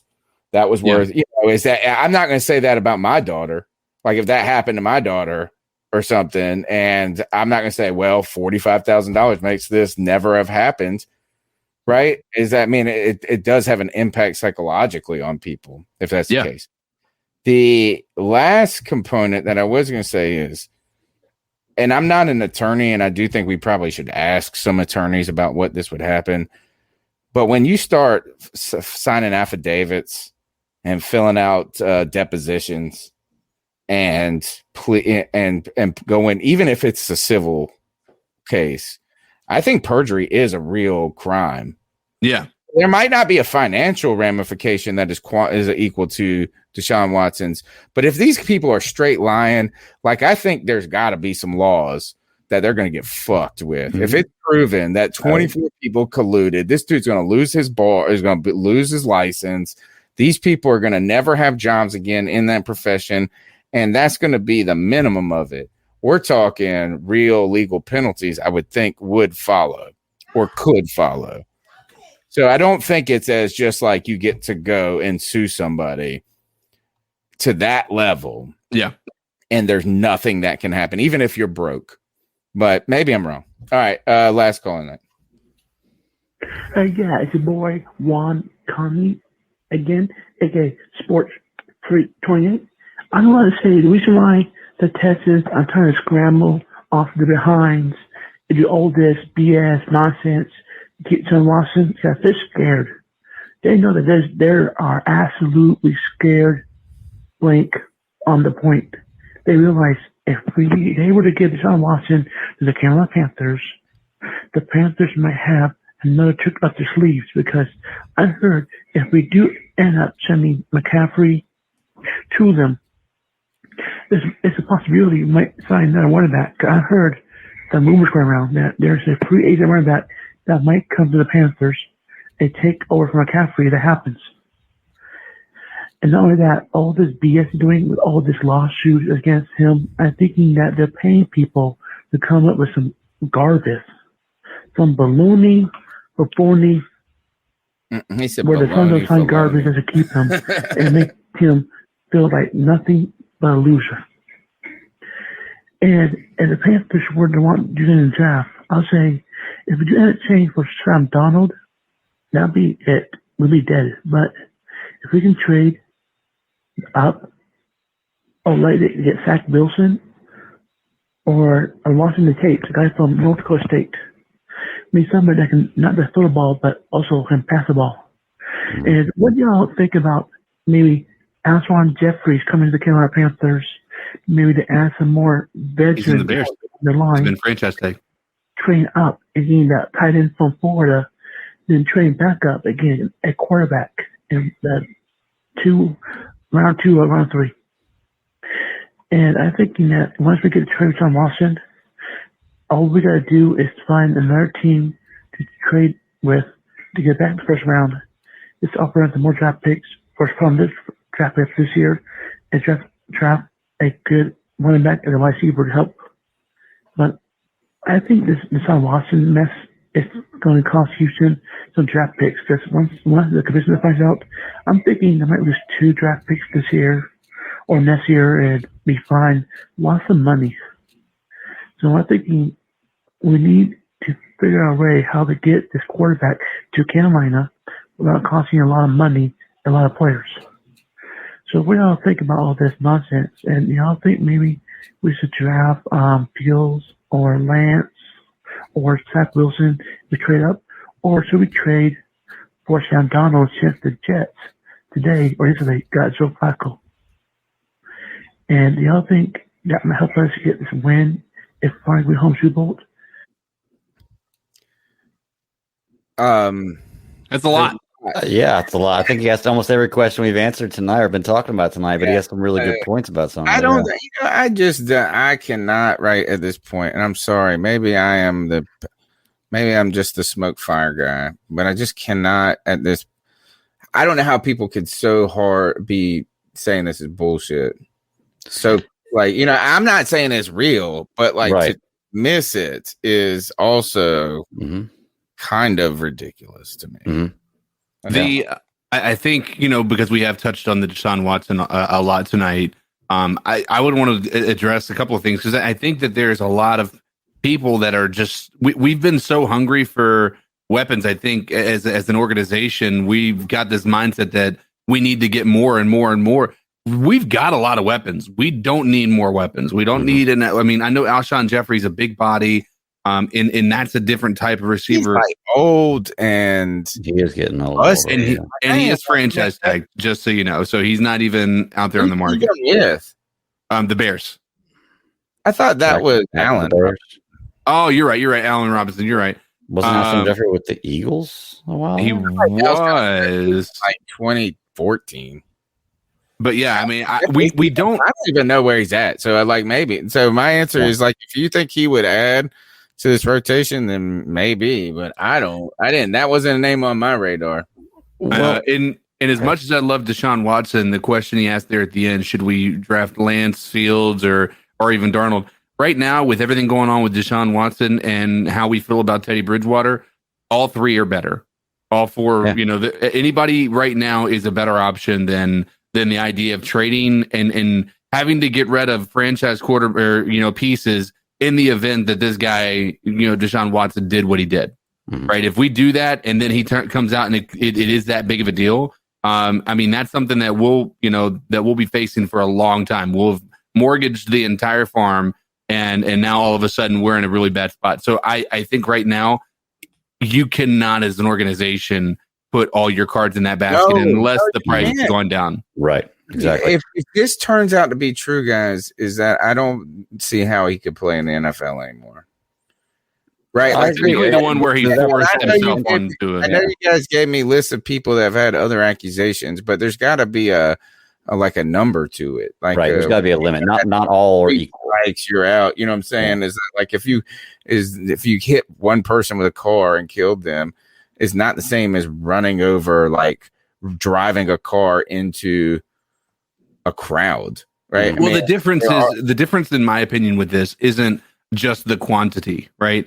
It's that there are certain severities, different levels of severity with what they're talking about, right? And everything, yes, has a certain impact. But I think that, if you're grabbing at somebody, then, that's, kind of like Jerry Richardson. It's just like you're an old skeevy person. They forced him to sell the team. I mean, not forced him, but he had to sell. Yeah, but his circumstances, I think, were slightly different, right? Because I personally think that Deshaun Watson, he's in a position where it's really tough, right? I don't know if you guys were ever confident, in high school, but when I became confident, like I was a douchebag and I thought everybody wanted it, right? And not, I wasn't a douchebag might be the worst thing to call it, but now, but I don't. We still want it, CK. So I mean, yeah, but like obviously, I'm not saying I forced myself on anybody, but. Like, you put yourself out there for, a situation. And, I think that the biggest thing for Deshaun Watson is maybe he felt like every time he was no one ever says no. No one ever said no. Yeah. Nobody's, she didn't say no. And then when she did say no, I apologized. And I said, I'm sorry. I don't want to over speculate onto those details. I do think if this turns out to be true, it's going to be one of the biggest downfalls of superstar, like a superstar in his prime. It'll be the equivalent of Vic. Kobe Bryant came out of this. Yeah, and you, like you just said, Vic had a very, very bad thing. I don't want to compare the two, but you're right. Vic came out of it too. So players can come out of this after some time. Tiger Woods even came out of it. But again, you've got to keep in mind that was Tiger's problem. He should have kept doing. I'm telling y'all, if y'all want to smoke weed, just do it in front of people. If you want a hand job, get a prostitute. It's all this trying to get other people to do stuff for you that they didn't want to do is where the problem is. Bill Clinton, just say you fucking inhaled. Joe Biden, that's kind of one of my. All right, let's go to Ice Ups. My name's Tony Dunn, C3 Panthers Podcast, 252-228-5098. We're here every Tuesday. We got more content coming out, CarolinaCatChronicles.com. Follow us, subscribe, all that jazz. Last segment of the show is when we ice up, toughen up, tell someone to get it together. I'll start this party off because I got two quick ones, and one's a stupid one or a quick one. It's not funny enough. But I bought this paint. I have like a side hustle, painting cabinets and stuff like that, fixing up furniture. Like oil-based paint is the best possible paint. It's like expensive. It's shitty to clean up. It smells like crap, but it's the best. Like it lasts forever. Best. You got to clean it up with paint thinner. I usually buy all my stuff from Sherwin-Williams. I was in a pinch. I ran to Lowe's. I was out of paint thinner. I had to go to Lowe's. And I'm just looking at it all. And they got paint thinner, this, that, paint thinner, that. And I'm not an expert on it, a crazy expert. But I was like, all right. I was judging between the $9 thinner and the $13 thinner. And I was like, oh, well, you got to go more.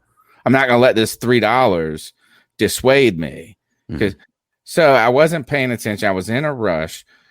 I paid, actually, it was like $4 or $5 more when it came done. Turns out the extra price was for no odor paint thinner. And no odor paint thinner don't fucking work.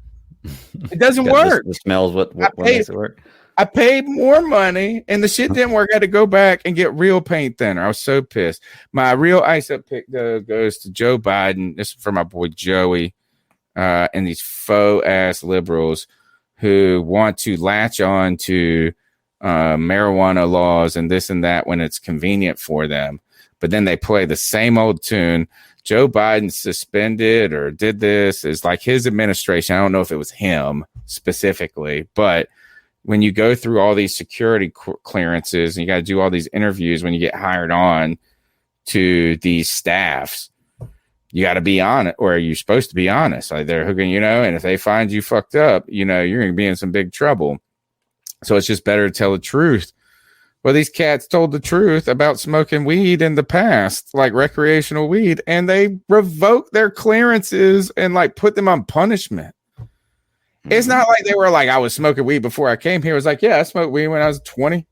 And they're like, and y'all mugs are trying to be, this is like, and that's why I hate Republicans too. You latch on to, I hate it.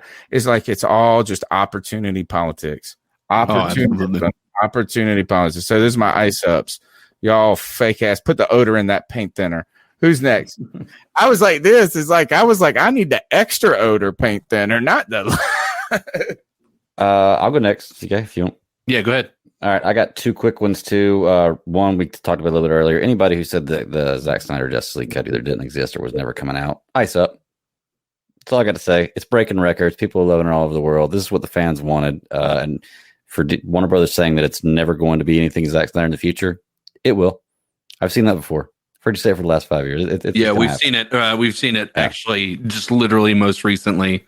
Yeah, no. Yeah. So for them, ice up. And number two, I heard this today, is Louis DeJoy, Postmaster General for the United States Postal Service, has come out with a 58-page plan today to 10-year plan, right? Service, in the new direction. And summarizing, I haven't read all of it, but summarizing it, he's going to raise postal prices and he's going to extend the deadlines that we have to deliver stuff. So instead of priority mail being guaranteed 3 days, now it's 7 days. And instead of it costing you $17, the meals package is going to cost you $26. So for somebody who thinks that, and you're going to be open less hours too, right? So for somebody who thinks that raising the prices and changing the rules or the standards is the solution to fix the problem, ice up, man. That shows that you have no thinking skills at all. Anybody can do that. That's what a 12-year-old would do, on a 6th grade project, raise the prices and, extend the times. Be creative, man. Like contract. They're actually contracting the postal service in a way. Yeah. So it's like Donald Trump's like, I got what I wanted. Yeah. Like seriously, earn that $300,000 a year, dude. Doing that shit. It might as well be Donald Trump's creepy. That's what they're again. All right. CK, you got anything? No. I was thinking about something, but I'd rather not. Never mind. All right. Go follow CK on Facebook Gaming. He's been kicking ass right now, dude. And I'm telling you, is that like it's starting to get, you're hitting your stride, bro. Well, I appreciate that, my dude. Right. And it's because it's cool. It's becoming more than gaming. Just because it's fun. Right. It's like there's something special, like, and unique to it. I like it. Movie trailer, film trailer voice guy. Tell them how they can find you. You can find me on Facebook Gaming, Dizzle Allen. I'm also on YouTube, TikTok, Twitter, Instagram, Dizzle Allen. There is nobody like me, nor will there be anybody like me in the near future, except for my son. All right. Greg, what you got? Where can they get your work? You can find me at the Bat Daddy 52 on Twitter and come check out my other shows, DC Alliance podcast, Superhero Discussions podcast, covering everything DC and everything animated. And then there's also Super Civil Servants podcast on Fridays, live 9 p.m. Eastern Standard Time on YouTube on the Super Civil Servants channel. We cover everything there. Falcon, Winter Soldier, Godzilla vs. Kong, Mortal Kombat, Invincible. We've done stuff like Lord of the Rings, Teenage Mutant Ninja Turtles. We don't really have any limits, so it's a fun time. It's a hangout. It's kind of like this show, but with comics and movies instead of football. So come check us out. Tony, CK, y'all both been on there before. We have a lot of guests all the time, but live every Friday, 9 p.m. Eastern Standard Time, and the audio drops Monday on any podcast catcher that you choose. So word up, man. Keep pounding, guys, and we'll see you now in the Discord chat, next Tuesday in the chat room, on the calls, on the thumbs up button, all of that. We'll see you. Barring any crazy news between now and then. I know. Yes. We'll be back faster than you can believe. That's it. Keep pounding, guys, and good night. Keep pounding.